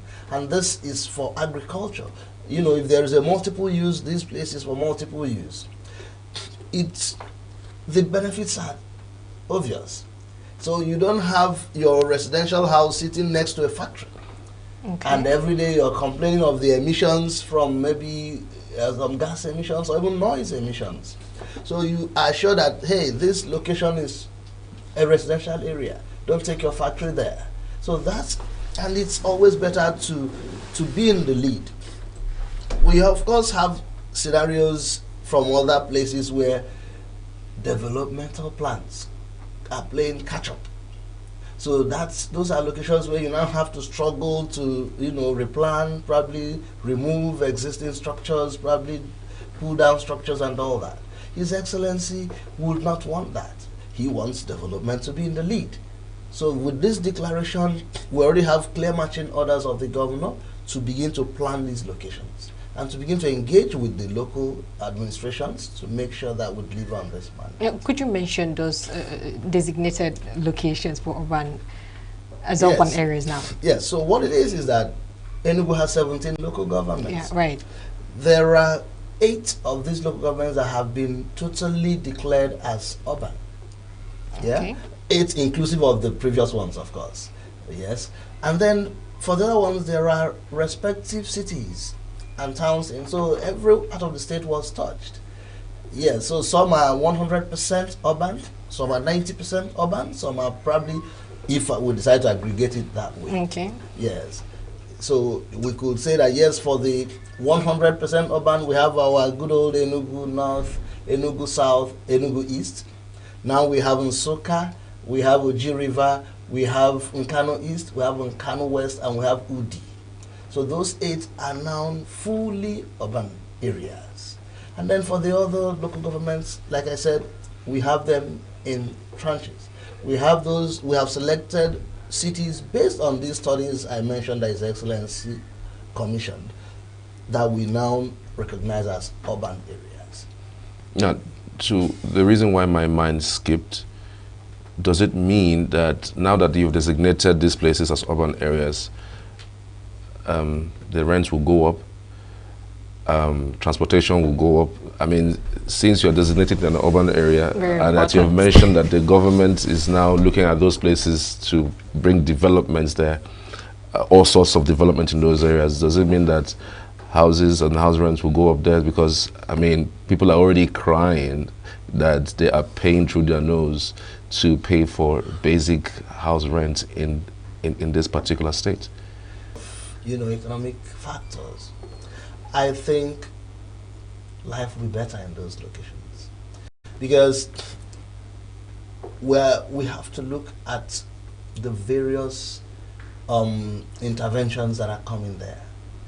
We have to look at the fact that when you have a designated industrial area, for instance, you're going to have industries being deliberate. I mean, almost on a daily basis, we see investors coming into the state. We witness His Excellency Dr. Peter Mbas signing agreements, memoranda of understanding, PPPs, and various instruments that bring in these investors from within and outside Nigeria. They are going to be somewhere. And naturally, that's part of the benefits of this urbanization agenda. So if they're in your locality, let's take for an instance, if they are in Udi local government, they are going to employ people. They are going to employ people, and the catchment will be attractive. So there will be jobs. Their staff are going to live somewhere. So they're going to rent houses. They're going to build houses. And again, people are going to build those houses. They're not going to bring labor from far, because they also want to optimize. So they will be happy to employ those close. So I think there is going to be a very good time for ENUGU. Yeah, but I wanted to skip into that particular question that most ENUGU residents are talking about right now, which is house rent. Even as it stands right now across ENUGU, the house rent is so high. And some of them have been blamed on the land use charge, which the state government actually charges every single household. And I'm wondering, what is the criteria for charging a home? And what's the criteria for charging a business center? What's the criteria? I mean, I'm sure there are different criteria. So what are the criteria so that people are able to even tell the reasons why the land use charges differs from person to person, from places to places, and from communities to communities? Thanks. Yeah, so let's also remember that your ground rents, the premium you pay on land is a function of law. So the government is mandated to charge and receive it. It's not at the discretion of government. And again, that's the governor at the last town hall engagement discussed the issue of house rents. And he mentioned that he was already coming out with some very holistic approach. Because from our understanding, there are so many other parameters that need to interplay to, keep the house rent at a very, safe point. The ground rents and land charges are the lowest on the ladder. You would recall that even in discussing house rents, you would usually see several people on the chain. What you pay as rents. Those are the challenges that is excellent. And His Excellency already sees that a holistic solution is to create jobs. So rather than having 5-10 people on the chain between you and your landlord, who come under different guises, but the bottom line is that they factor things in. That's where the bloating comes. It's not in any way from the ground rent, which is really, way down the ladder. So we believe that the solution is really in an economy, a robust economy where everybody's busy, so that people don't just hang in that kind of loop. When they need to show you the house you want to pay for, 20 people are around you, and these 20 people think they have earned a fee for coming around you to take a look at the house.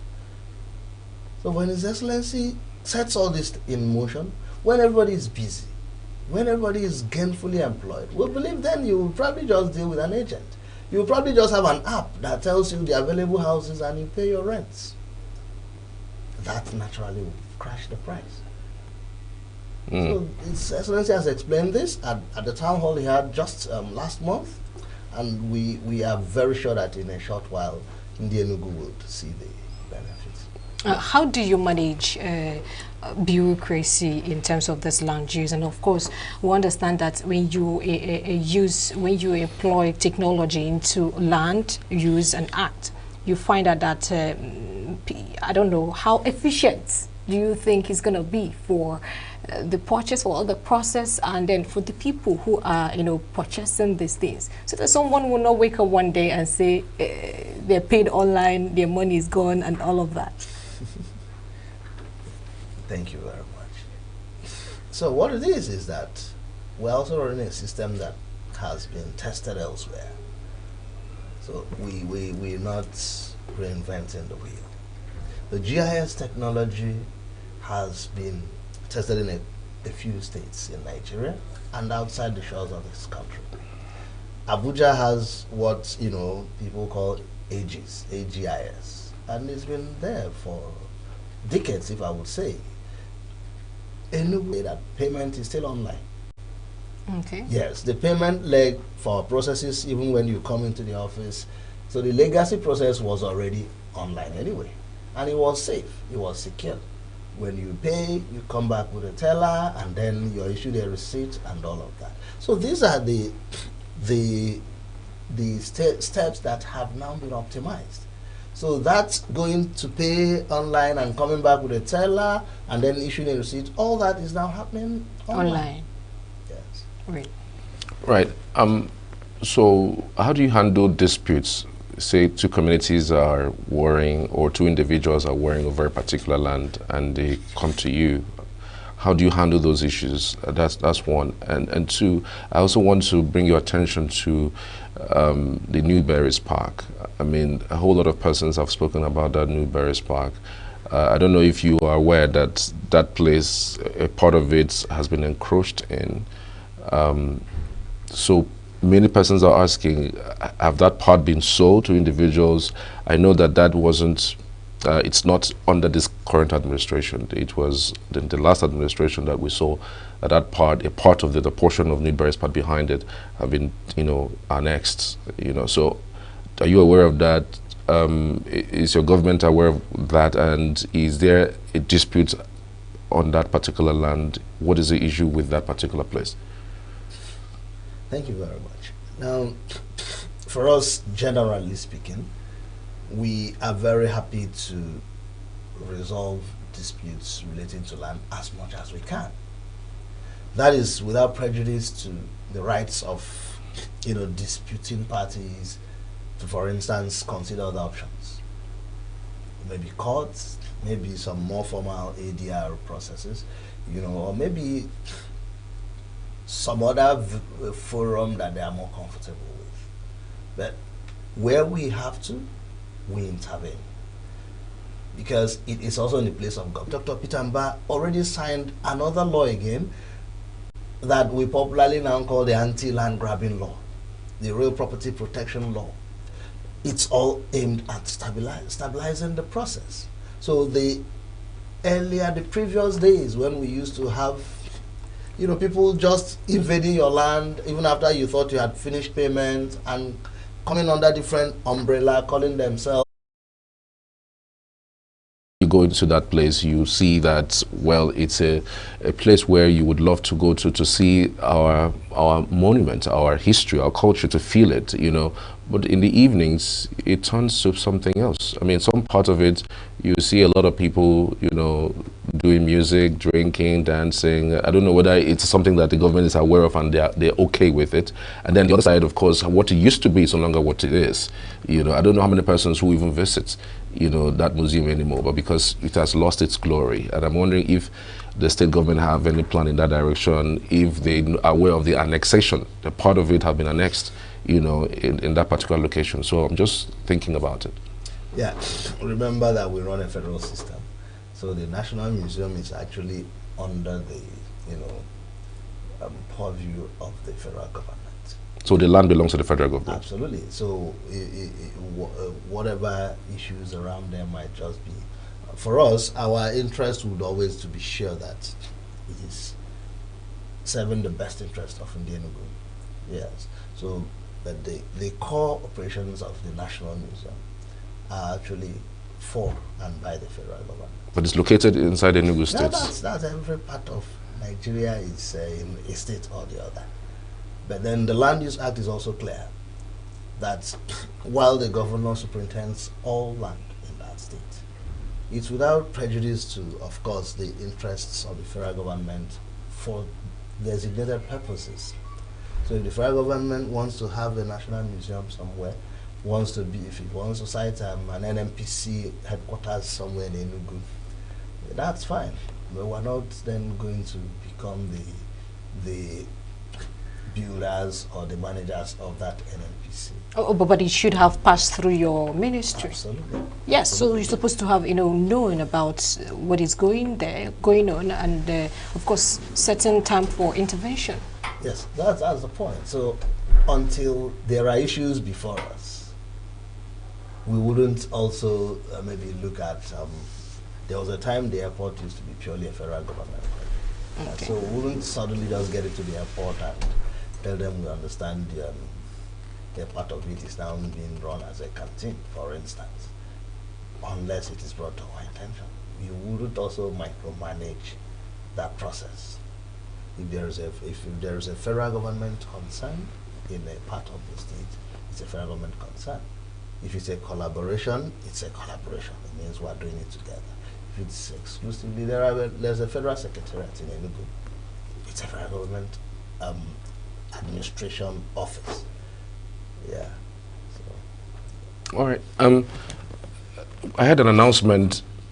I think it was yesterday or the day before yesterday or so, about the places that government is selling lands right now.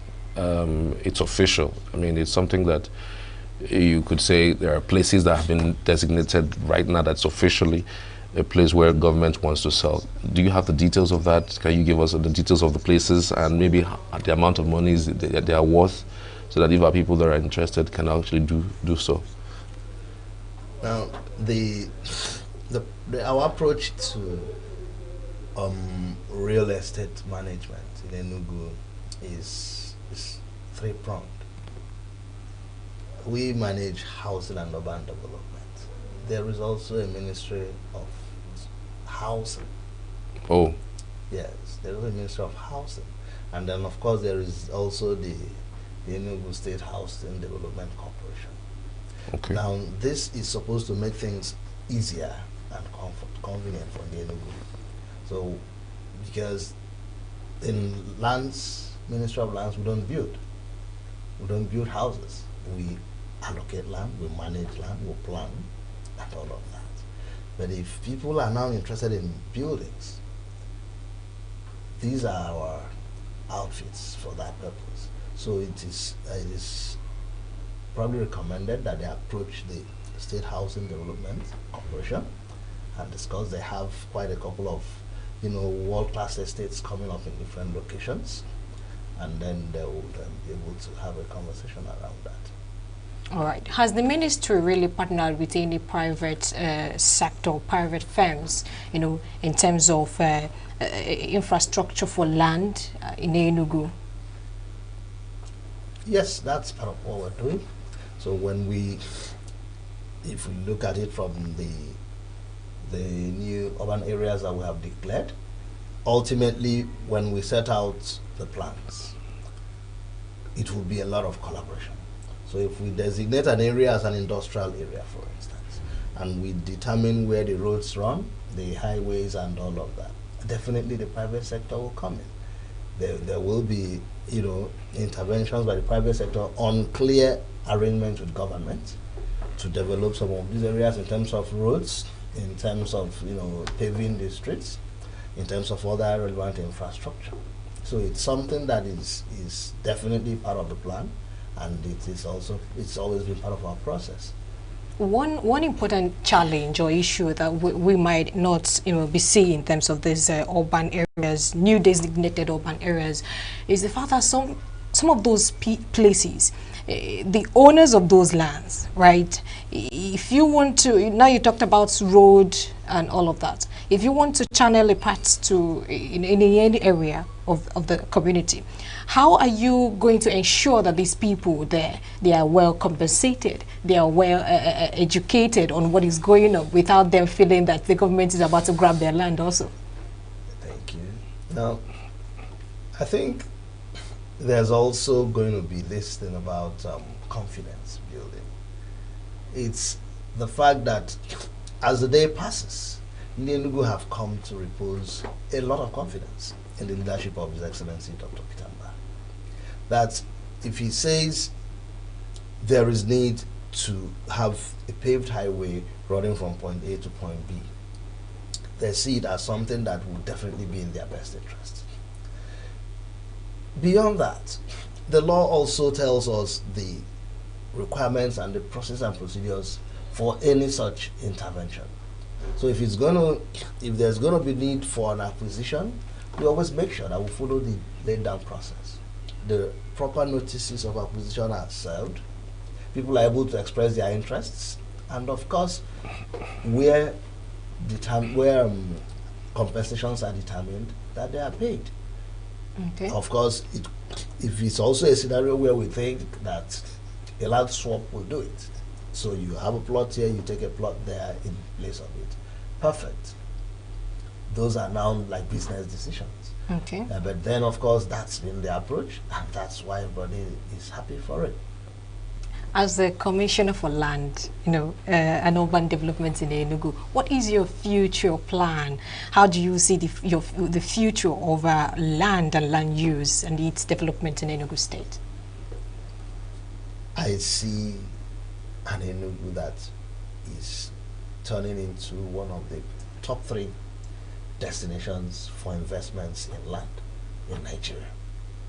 Okay. You know, in another forum I said that the land is green in ENUGU. I see a destination where people within town who are also complaining that there are slums that are being relocated from middle of town into some places. How is that going? What's the process so far? Thanks. Just like most of his other interventions, what His Excellency has done is to take a study. It has never been the ideal to have urban slums within the city. But he's also mindful of the fact that there are human beings living in those locations, and that dislocating them may also create, you know, a social chaos. So what His Excellency has instructed is that we should build settlements.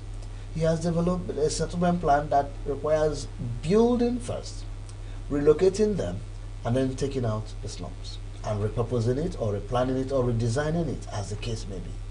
So that is a paradigm that is totally a reversal of what it used to be, where you just, you know, take out the slum and then everybody there somehow gets into the same society, and then you have more dislodgements and more crisis. His Excellency is so sure that if these people are relocated to the new place with titles, he has instructed us to build and give them certificates of occupancy, so they're actually the better off for it. If I was in one of those slums, I would have been looking forward to getting a CFO from His Excellency the Governor in a short while, just for the fact that I lived in a slum. And then, redesigning, like I said, repurposing, and properly utilizing. Some people say that there's an ancestral home, that they can't move from their ancestral home. I mean, you can't take them away after staying in the place for 100 years. My grandfather handed over the buildings to them, to the next generation, and then you're taking them away from that space, that it doesn't look good. But I don't know to the extent of the fact that whether your government is looking in that direction. Yeah, we appreciate the emotional attachments people have to lands. But like we know, development, modernization is also taking us elsewhere. Where we sit today is also somebody's ancestral. But we're here now, and they are probably elsewhere. Man, through civilization, has been itinerant.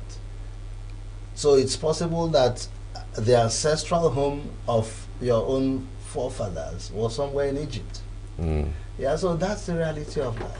The important thing is making the best of the moment, and then making sure that you lose nothing. Right. Thank you very much for your time this morning. I think that's the most we can take for the discussion. Thank you very much, Chimubi Patrick Okorie, Esquire, Honorable Commissioner for Lands and Urban Development, Enugu State. Thank you for coming this morning. Thank you very much. All right, we're going to take a short break and we'll come back. We'll bring you more. We are local. We are right now with the wife of the man that was... Why the main market is in chaos? People are... We are national. Those in support of this motion as amended say aye. Aye. We have taken the vote by default.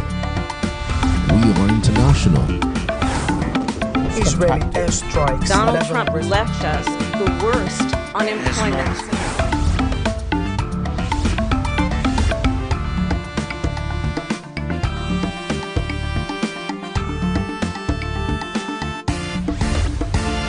Signature TV, news in your pocket.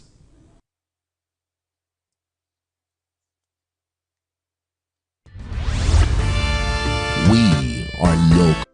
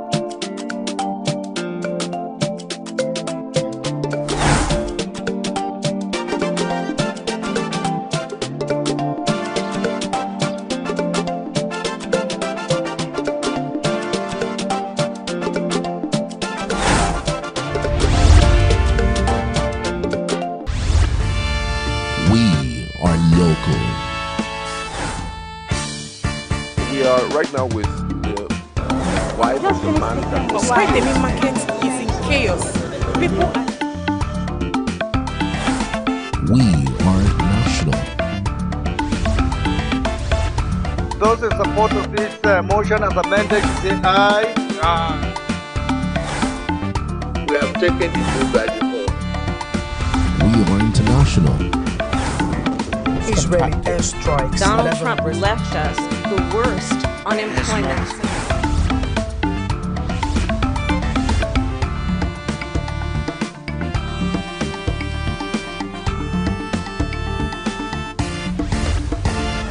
Signature TV, news in your pocket. And so we're switching into some other discussions, especially as it relates to the health sector, how you can handle trauma and pain, specifically in the health sector. We have with us live in the studio Dr. Patrick Levinus Anijunsi. He's a consultant orthopedic and trauma surgeon. Esut Parklin, good to have you. Yeah, good morning. To have you, thank you for having me. Right. I mean, when you hear trauma and then pain, there's a whole lot that comes with it. Yeah. How bad is it out there with people having to go through things like this? Well, thank you. Trauma and pains are common presentations in our day-to-day. This is prevalent causes of this trauma pain. And have you seen the trend? You're the orthopedic, you're looking at your experience at Esut Parklin. What are the most common causes and how have you seen the trend going? What causes it? Okay, thank you for the question. Worldwide, even some research is done both in developed nations and here. Road traffic accidents have been the major causes. Road RTA crashes are the major cause of trauma. I mean, you begin to ask whether it's the same trauma that we know of or that is the same thing. Is it trauma in the head that is called trauma? I've heard people also say something like migraine.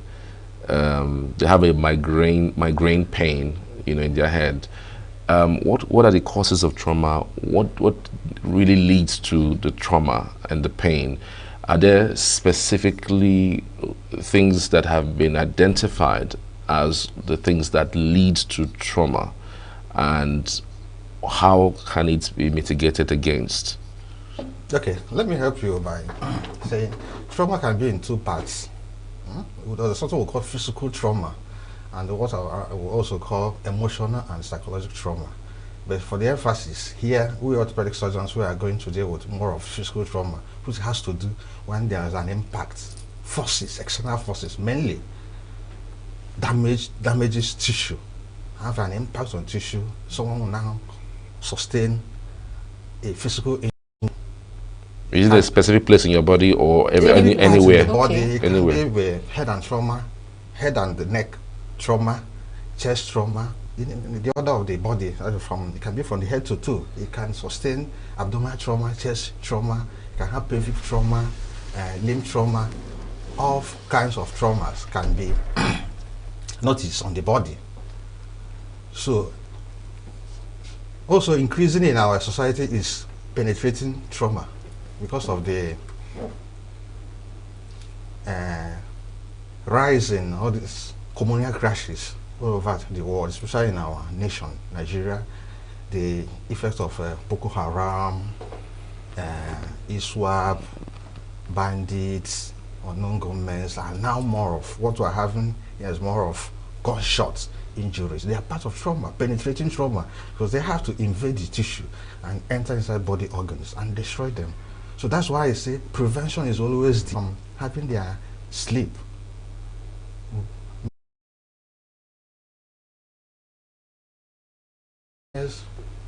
Which, if they had presented earlier enough, that had been tackled and handled on, and now, have gotten expanded.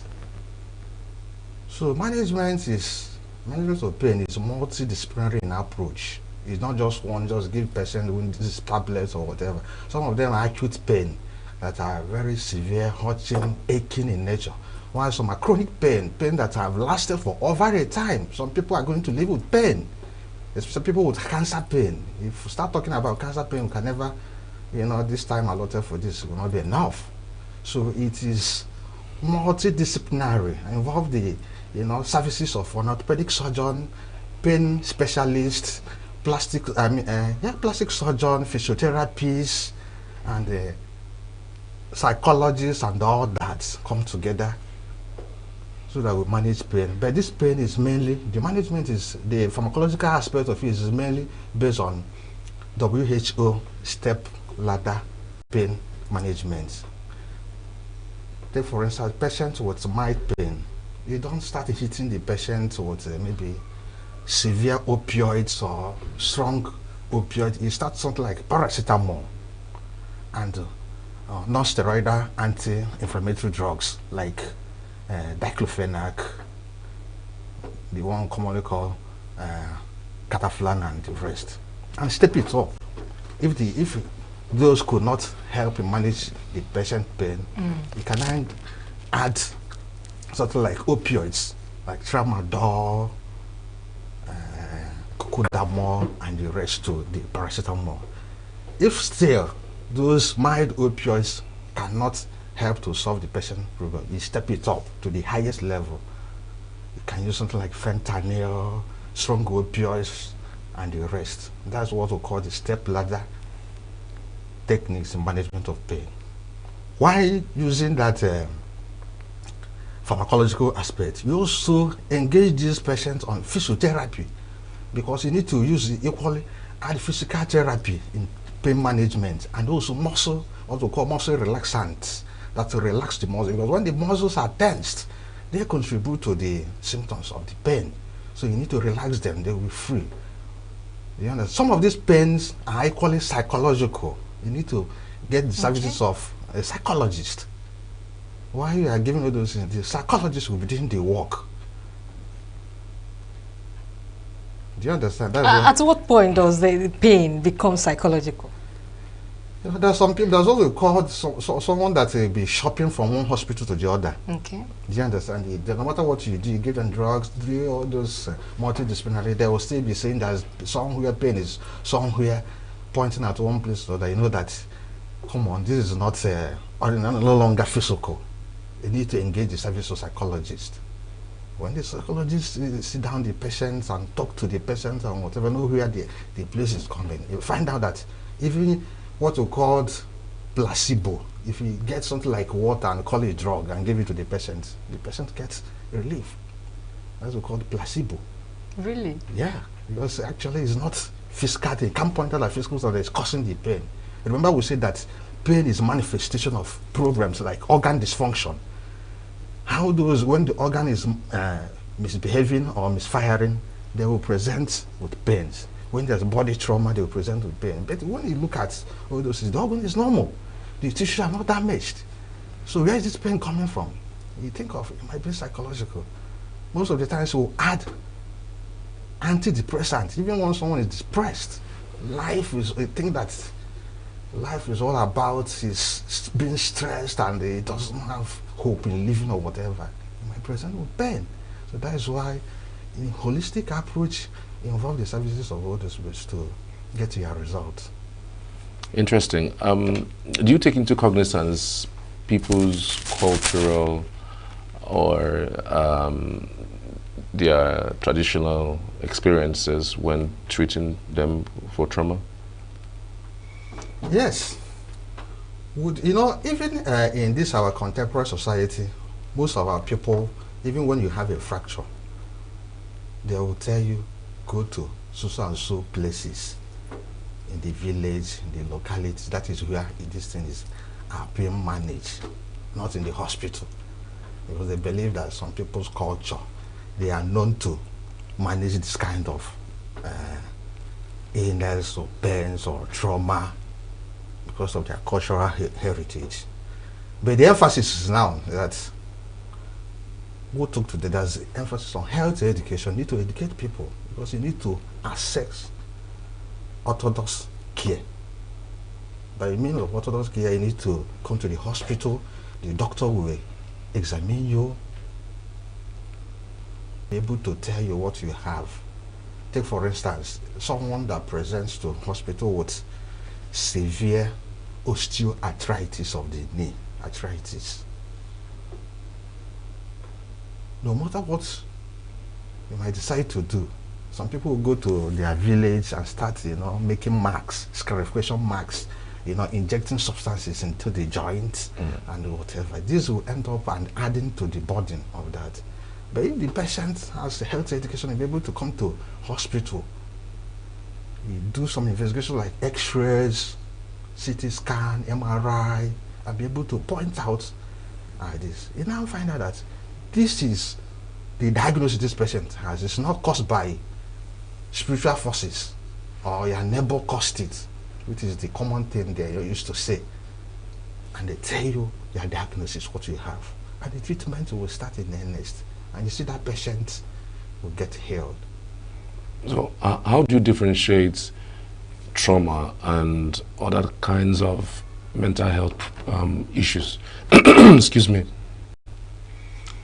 Okay, just as I said, trauma is normally caused by what? External forces.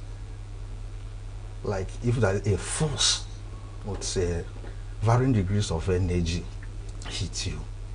Maybe let's say on the head, you sustain head trauma. This will cause physical damage to the skull, then to the brain, and destroy a lot of organs into the brain. This can cause internal bleeding into the brain and cause what we call space occupying lesion.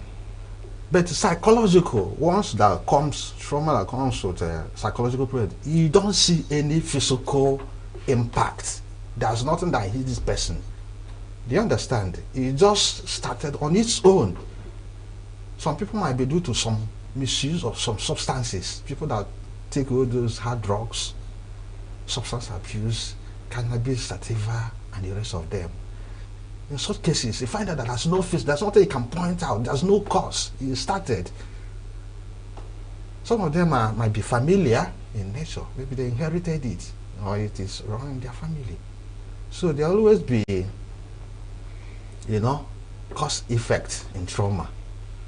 So, and the investigations like CT scan, MRI, when you conduct those tests, they will actually tell you and pinpoint if there is something like intracranial hemorrhage, epidural hematoma, subdural hematoma. There is blood collection inside the brain.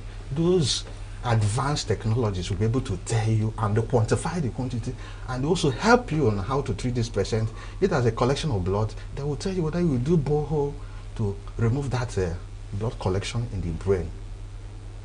Situations where someone maybe is present in a violence environment, where someone is being hit or being shot. How do you handle that person's trauma? You know, you talked about the fact that trauma has to come with external force, but in this case, there is no external force and all of that. So how do you manage that person's trauma? Okay, thank you for these questions. So that is where the management of trauma, the emphasis is now globally use of what we call advanced trauma life support protocol. This is what we call ATLS. It is a full course, especially, I'm a lecturer at University of Nigeria, ENUGU State University, College of Medicine, HCCOM.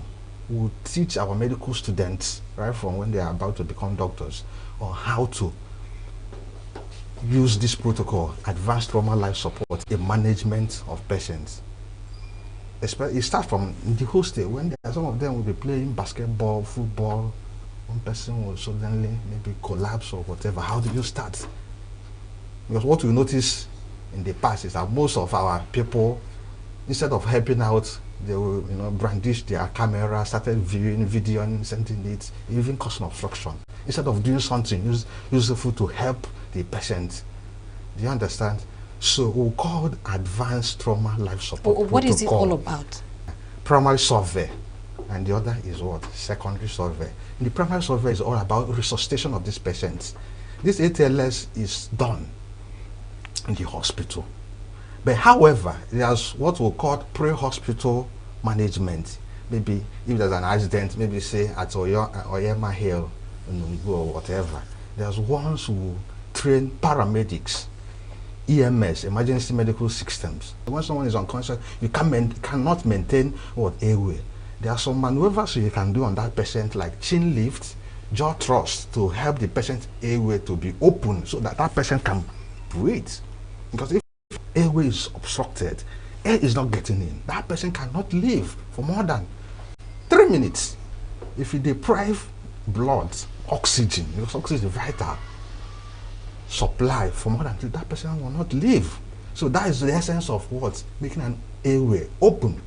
If there's some secretion or blood secretions obstructing the airway, in the hospital you use suction machine to what? Suction it out so that airway was patent. At times you can even use oral mask airway. There's a cough airway that you can put through the mouth and keep the airway open. At times, if that cannot suffice, you can put what we call intubation. You put a tube, pass through, at least that is or even surgical airway tracheostomy. Make the airway patent. Airway is always the first thing because patients, a wide bore cannula to get intravenous asset, you start what? Applying fluid, crystalline drip, we'll call it, so that it can help the patients to live. While you are looking for blood, when the blood comes, especially if there's a hemorrhage, there is a severe blood vessel that's pumping, you need to use either digital pressure to hold it or use a tonic, pending the time you will go. Then D is for disability. If the person has trauma, fracture, you have to get something like a splint, that fracture. You don't leave that leg to be dangling as you're carrying the patient or moving the patient. You don't leave it because you can see blood vessel in that fractured bone. Those fracture segments, bone spikes, can even cause what we call secondary what? Trauma. They can pierce blood vessels and even cause another bleeding. So you need to splint it. You don't have any reason to say that you don't have a splint. Even carton, wood, anything you see around can serve as a splint. The essence is to make this leg or other limbs to be straight so that they won't be moving. Then E is exposure. You need to expose this patient fully to look out for any hidden injuries, even the axilla, the groin or whatever. Yeah, doctor, you need to be seen to examine this patient holistically so that you don't say you did not see this injury, why the patient you are associating is deteriorating. You need to expose. Why also maintaining the environmental control. You don't expose and leave the patient maybe in what condition, because hypothermia, excessive cold, can also be a problem. You can use a warm blanket in the hospital to cover the patient. And this process is what you continue doing until this patient is what? Out of danger. You keep on re-evaluating this patient. You don't go to secondary survey while you are not yet bringing this patient to life, because secondary survey is all about taking detailed history. The emphasis is not on that, taking detailed history, examination and whatever. When the patient is stabilized, you can now go to secondary survey where you take the history, take about the last meal, the drugs, the medication the patient is, the events surrounding the situation. The situation. Right. Thank you very much for your time this morning. I think I'm afraid this is the most we can take for this, because we have a lot of questions to ask, but definitely we may bring you back to talk more on this particular topic. Thank you very much, Dr. Patrick Livenius Ani. Okay, thank you for having me. Thank you. All right. Thank you so much. Yeah. Let's go for a short break and we'll come back and bring you more. Every second, every minute, every day, news is breaking, events occur, and there are new developments. At Signature TV, we follow these stories objectively, bringing all sides without bias, explaining the complex issues, breaking down the numbers, and investigating the issues behind the news. Anywhere and everywhere, near or far, wherever the news is, we will be there. Signature TV. News in your pocket.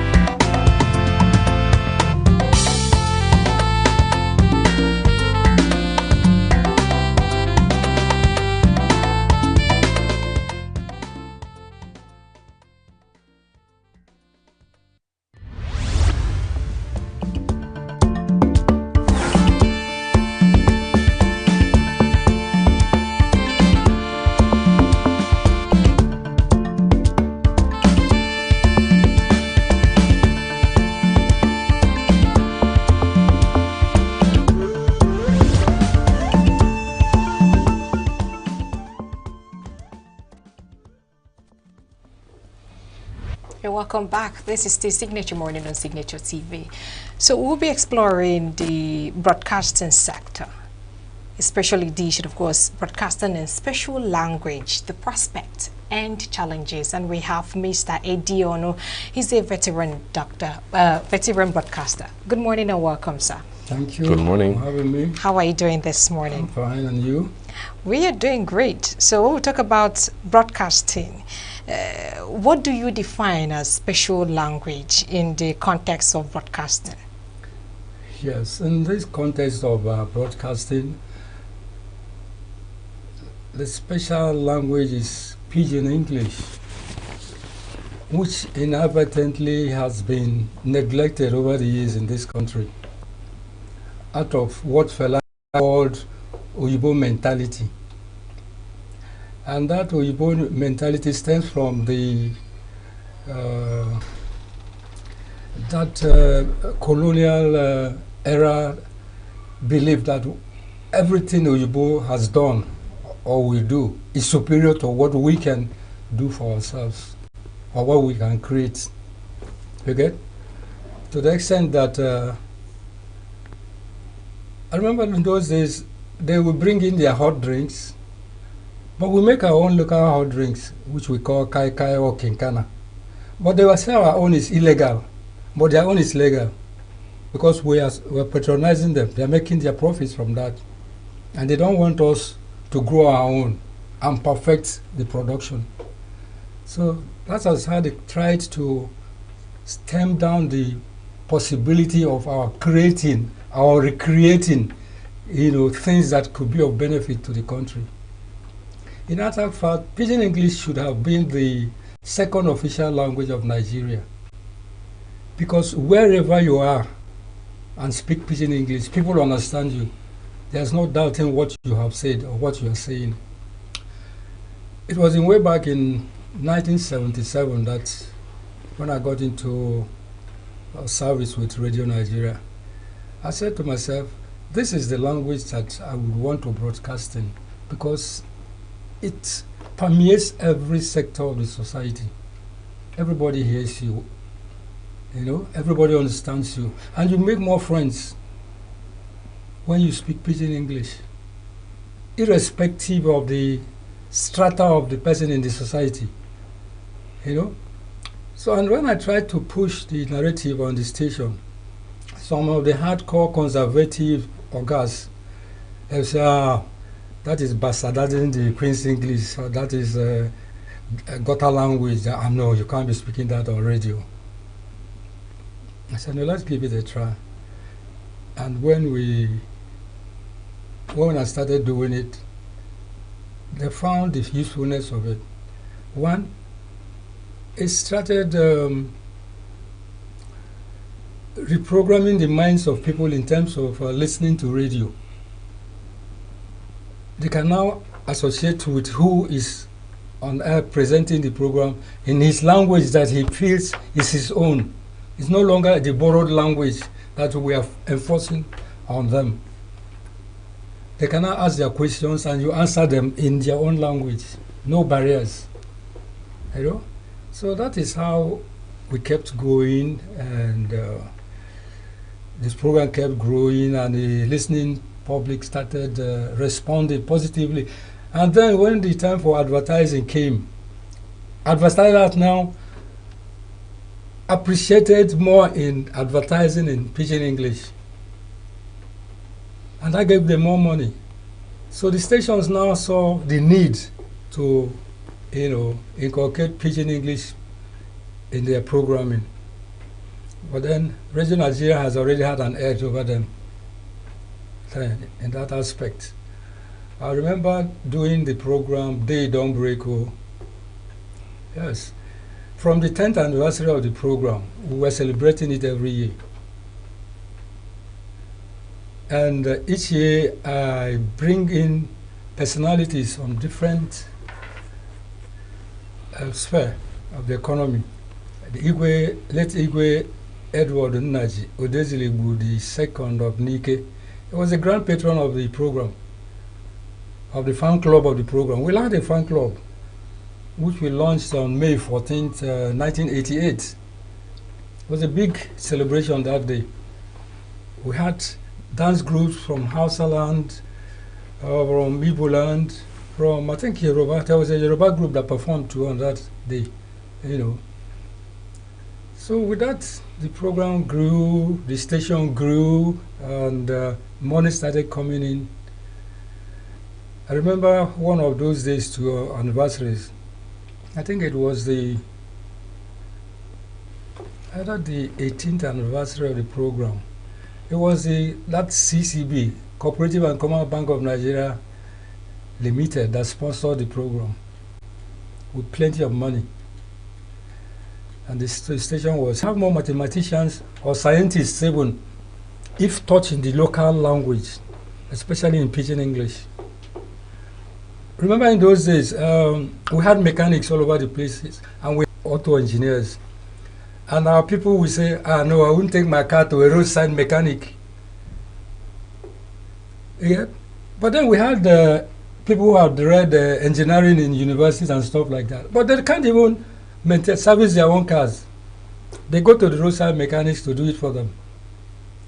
So, if we had given them more leverage with a local language that they can freely think out and imagine what and create what can be done to better this way I'm doing this thing, I think we would have more good people in all the economic areas of our society.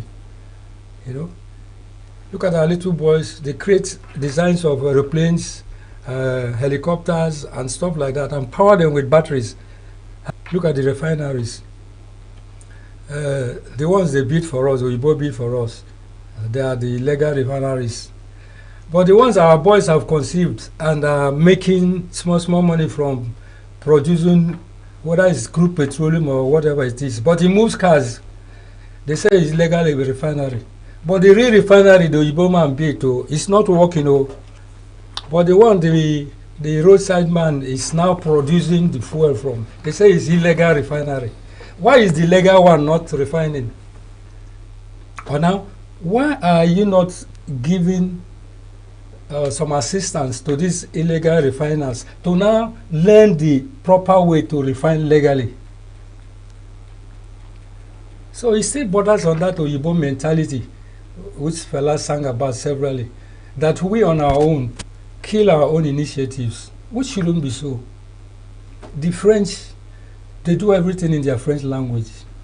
You even go there to learn. You must learn French language for 6 months or to up to a year before you cannot diversify to go do the specialized area of study you want to do. So it is in China, so it is in Germany, so it is in, name it.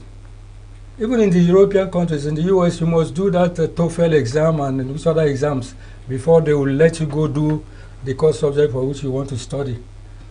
Why can we not develop our own and make them to come and spend their money to learn our own language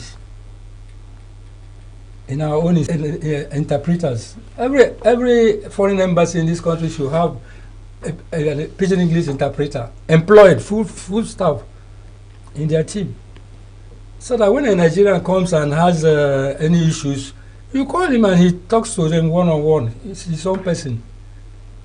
Then we have getting a job for our own person with our own language in our own country. So that is why I stuck to it. I said I must continue talking Pidgin English on radio. Right, but how much of that do you think it has brought some kind of inclusivity? I know you mentioned something around the likes of, it permeates further if you use the local language. Yes. But do you think it has really permeated? Why don't we have more radio stations that have adopted Pidgin? I know in those days you would rarely hear Pidgin language on radio, Right. but these days you have a radio station that speaks. Someone brought a letter for me from Onitsha and said this is very important. They said they should deliver it to me, directly to me. I opened it. It was an appointment letter to come and start work on that station in Obusi. Then when I resumed a few weeks after, I went to the man. I said, "Sir, I am so person, the man you were ridiculing and cajoling on the interview there for Pidgin English." I said, "How come? What happened that you now came for me?" He said, "Oh boy, now wow, I don't know, say this your Pidgin English is going to go far. That's away from marketing." And in Nnewi, Nnewi is a very big industrial area. That they went to one electrical cables manufacturing company, and the CEO said, "Do you have a Pidgin English program?" Just out of instinct, he said, "Yes, he has." The man said he's ready to sponsor for 6 months, 30 minutes for 6 months. How much would it cost? They gave him the quote there. He wrote a check and gave them right there and then. Wow. So that was how he now came back to his station, went through his interview list and recorded my name and then sent for me. That was how I got the job. So even the program has already gotten a sponsor before I even started off. And so it remained all through when I was there. The Pidgin English belt was the most listened to. The program of Pidgin English has helped make a lot of politicians even go to the Senate and other representative positions, because I've brought them on my program, interviewed them, and they spoke in the people's language. And they knew that, yes, this program has helped them to get to where they are. I don't know if you know Professor Ike Ndolo, who used to be the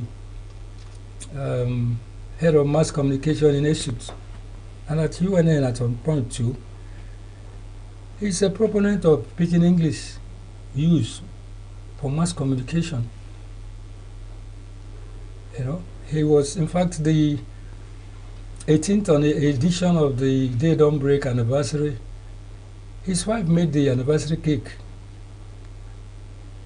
free of charge because of the acceptance of the language, that it's worthwhile that we develop our own language that we can sell to the world. Look at what the musicians are doing with it now. Look at what Fela did with Pidgin English. Possibly if they do give Nobel Prizes for musicians, I don't think they do. I don't think I've ever had any such thing for musicians. Yeah, Fela would have gotten it because he, with his pidgin English and his music, he kind of enveloped the whole world, opened the whole world's eyes to the sometimes insincerity in all this so-called justice and things like that. Do you think it should be taught in our schools? Yes, it should be. We would have made more better engineers and scientists if it is taught in our schools. Why do you think so? Why I think so is that it comes natural. Your creative instincts begins to go deep down to your subconscious and reason out, bring out ideas that has not gone to school. He will pick up a spoiled radio. In the course of fiddling with it, he brings it back to life. Even of recent now, there have been reports of children who know little or nothing about, don't even own all these handsets, but they can fix it. How does it come about? In your own native language. It flows better. It comes naturally. There's something that kind of triggers that ingenuity in you to bring out the flow in what you're doing. So how do you navigate complexities, in terms of language, politics, or standardization, or maybe dialectal situations while broadcasting in pidgin? It's left for our policy makers, to be proud of what they own, what they can do for ourselves. And in doing it for ourselves, we look up to selling it out to the other side world. They too buying into it. And we're making money out of language so that we don't go wasting foreign currency going to get trained out there and come back. But don't you think this is going to kind of reduce the access to English literacy? No, it's not going to. It's not going to. All over the years, we have been speaking English, reading English. But in the real sense of it, do we really speak English the way the Englishman speaks it? That's the question. We don't own it, so we don't expect to speak the way they speak. That we speak, is it English? It's not. That is pidgin. True. It is pidgin English. So if we taught it in school, we can now, there's room for refining, streamlining it. Now it becomes one, standardize it. Every other language, the French Institute has a standardized institution for standardizing the French language, bringing in new words that never existed, sometimes with funding. Once the funding ceases, they stop.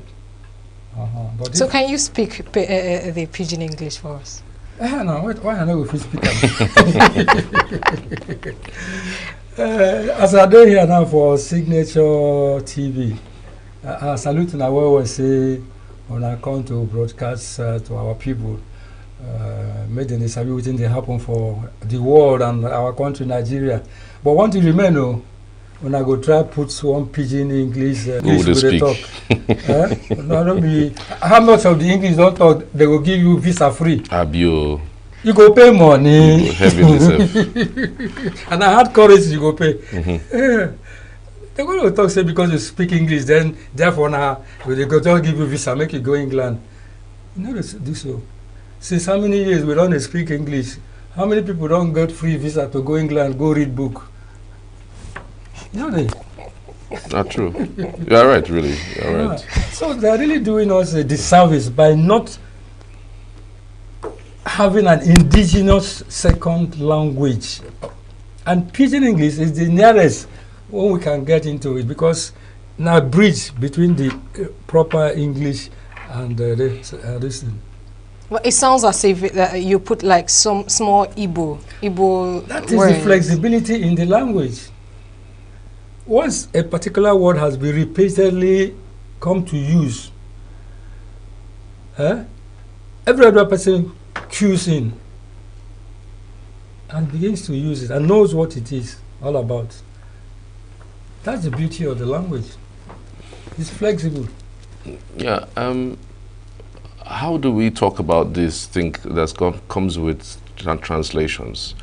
Because sometimes the translations in Pidgin versus English might be different. Yeah.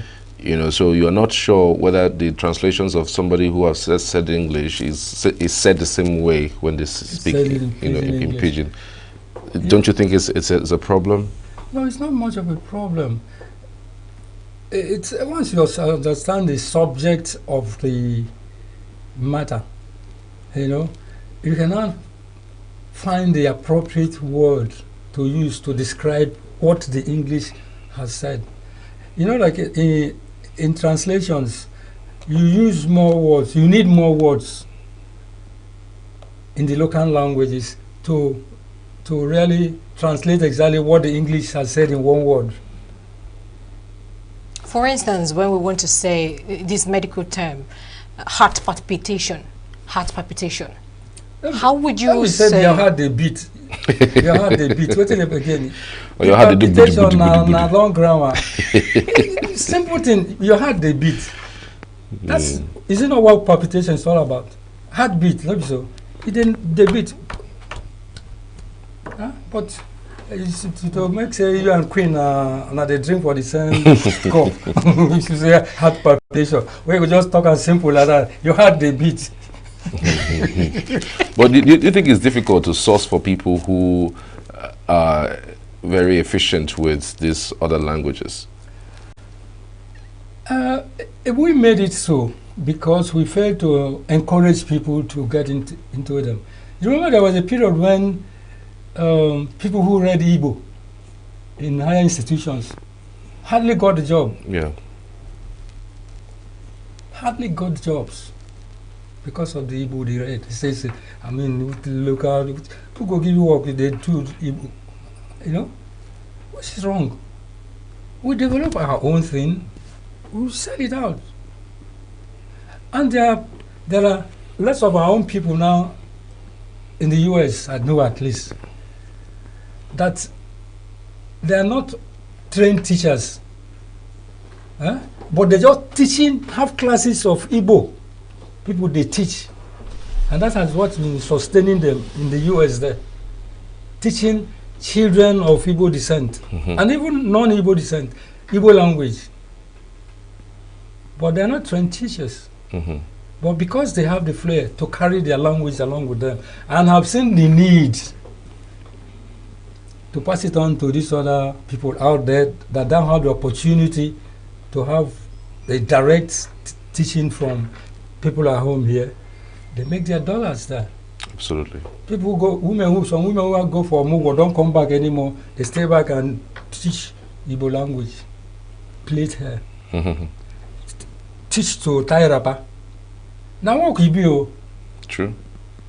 But out here we go neglect and say no be work.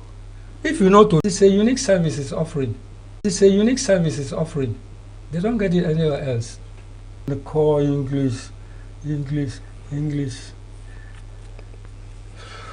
Their revenue base is a bit restricted. Okay? It's a bit restricted. And there are more companies, for the few of them that still do advertising. They want a bigger market for their products. And the surest language to penetrate that market is Pidgin English. So for any station that insists it's only English, they will keep speaking. Okay, go bring Oyibo people, maybe they listen to them and patronize them. Yes?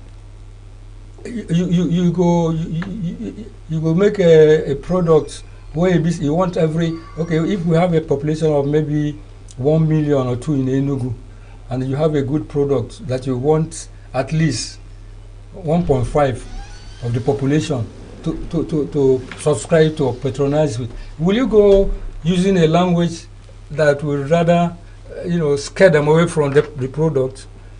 You go for the language that will rather pull them together and see where we're going. That's what it is. So it's growing. It's growing wider and wider. So more and more stations, I think, will give some time for broadcasting Pidgin English. If you fail to do, then you're cutting your revenue base. That's how I go talk on. Right. How do you think media organizations, or if you like broadcasters, can create content that aligns with the community that they serve? Because I have seen a situation where, you know, like you mentioned, you have radio stations and TV stations that just largely wants to broadcast in languages that are specific because it's the country that they are living, and then they don't want to reduce their steez, so to speak. So how much of collaboration do you think media organizations should have with community leaders in order to create content that largely resonates with them? You know, with the face of the economy now, the funding for these media organizations now is a bit tight for them because they don't get no extra funding from any source. And actually, the communities should, in a way, create some enabling environment for them to collaborate in terms of maybe, like we say, give them some relief, like we say, tax relief or whatever relief. Like maybe what they want to now establish, you give them some relief for the portion of land they want to take to build, you know, and then that's where you will be contributing to the existence of that broadcast organization. They would not now be spending so much money acquiring the land, acquiring the manpower that will set up what they want to set up. Let it be their own contribution to the existence of that institution there in their own place. You know, that way too they would have helped the institution to save money or channel other monies to more critical areas that will establish firmly the organization. Apart from the fact that the organization itself should make room to employ indigenes of the place in different positions, not only keeping them with lower position. No, every community now has trained out sons and daughters that are capable to hold middle-level positions and even higher caliber positions in their institutions. So that way, I think the communities could help in the existence of these institutions. All right. All right. I want to say a very big thank you for your time and your insights today. It's been thank you very much. Interesting discussions as it relates to discussions. I don't tell you my name Fulo. My name is Edi Ono. But if you call me Edi, there are many things where your people they call mouth for your language. Edi mouth. So if na Hausa they will say Edi Baki. If na Yoruba Edi Enu. If na TV language say Edi Zua. So my name plenty if you begin calling. Thank you so much. Thank you so much, my brothers. Thank you for your time, Edi Ono. Thank you. All right, that's the most we can take. We'll be linking you to our Abuja studio for the continuation of the Signature Morning Show. My name is Belinda Nwobodo. My name is Charles Pius. Have a good day. Thank you. Merci beaucoup.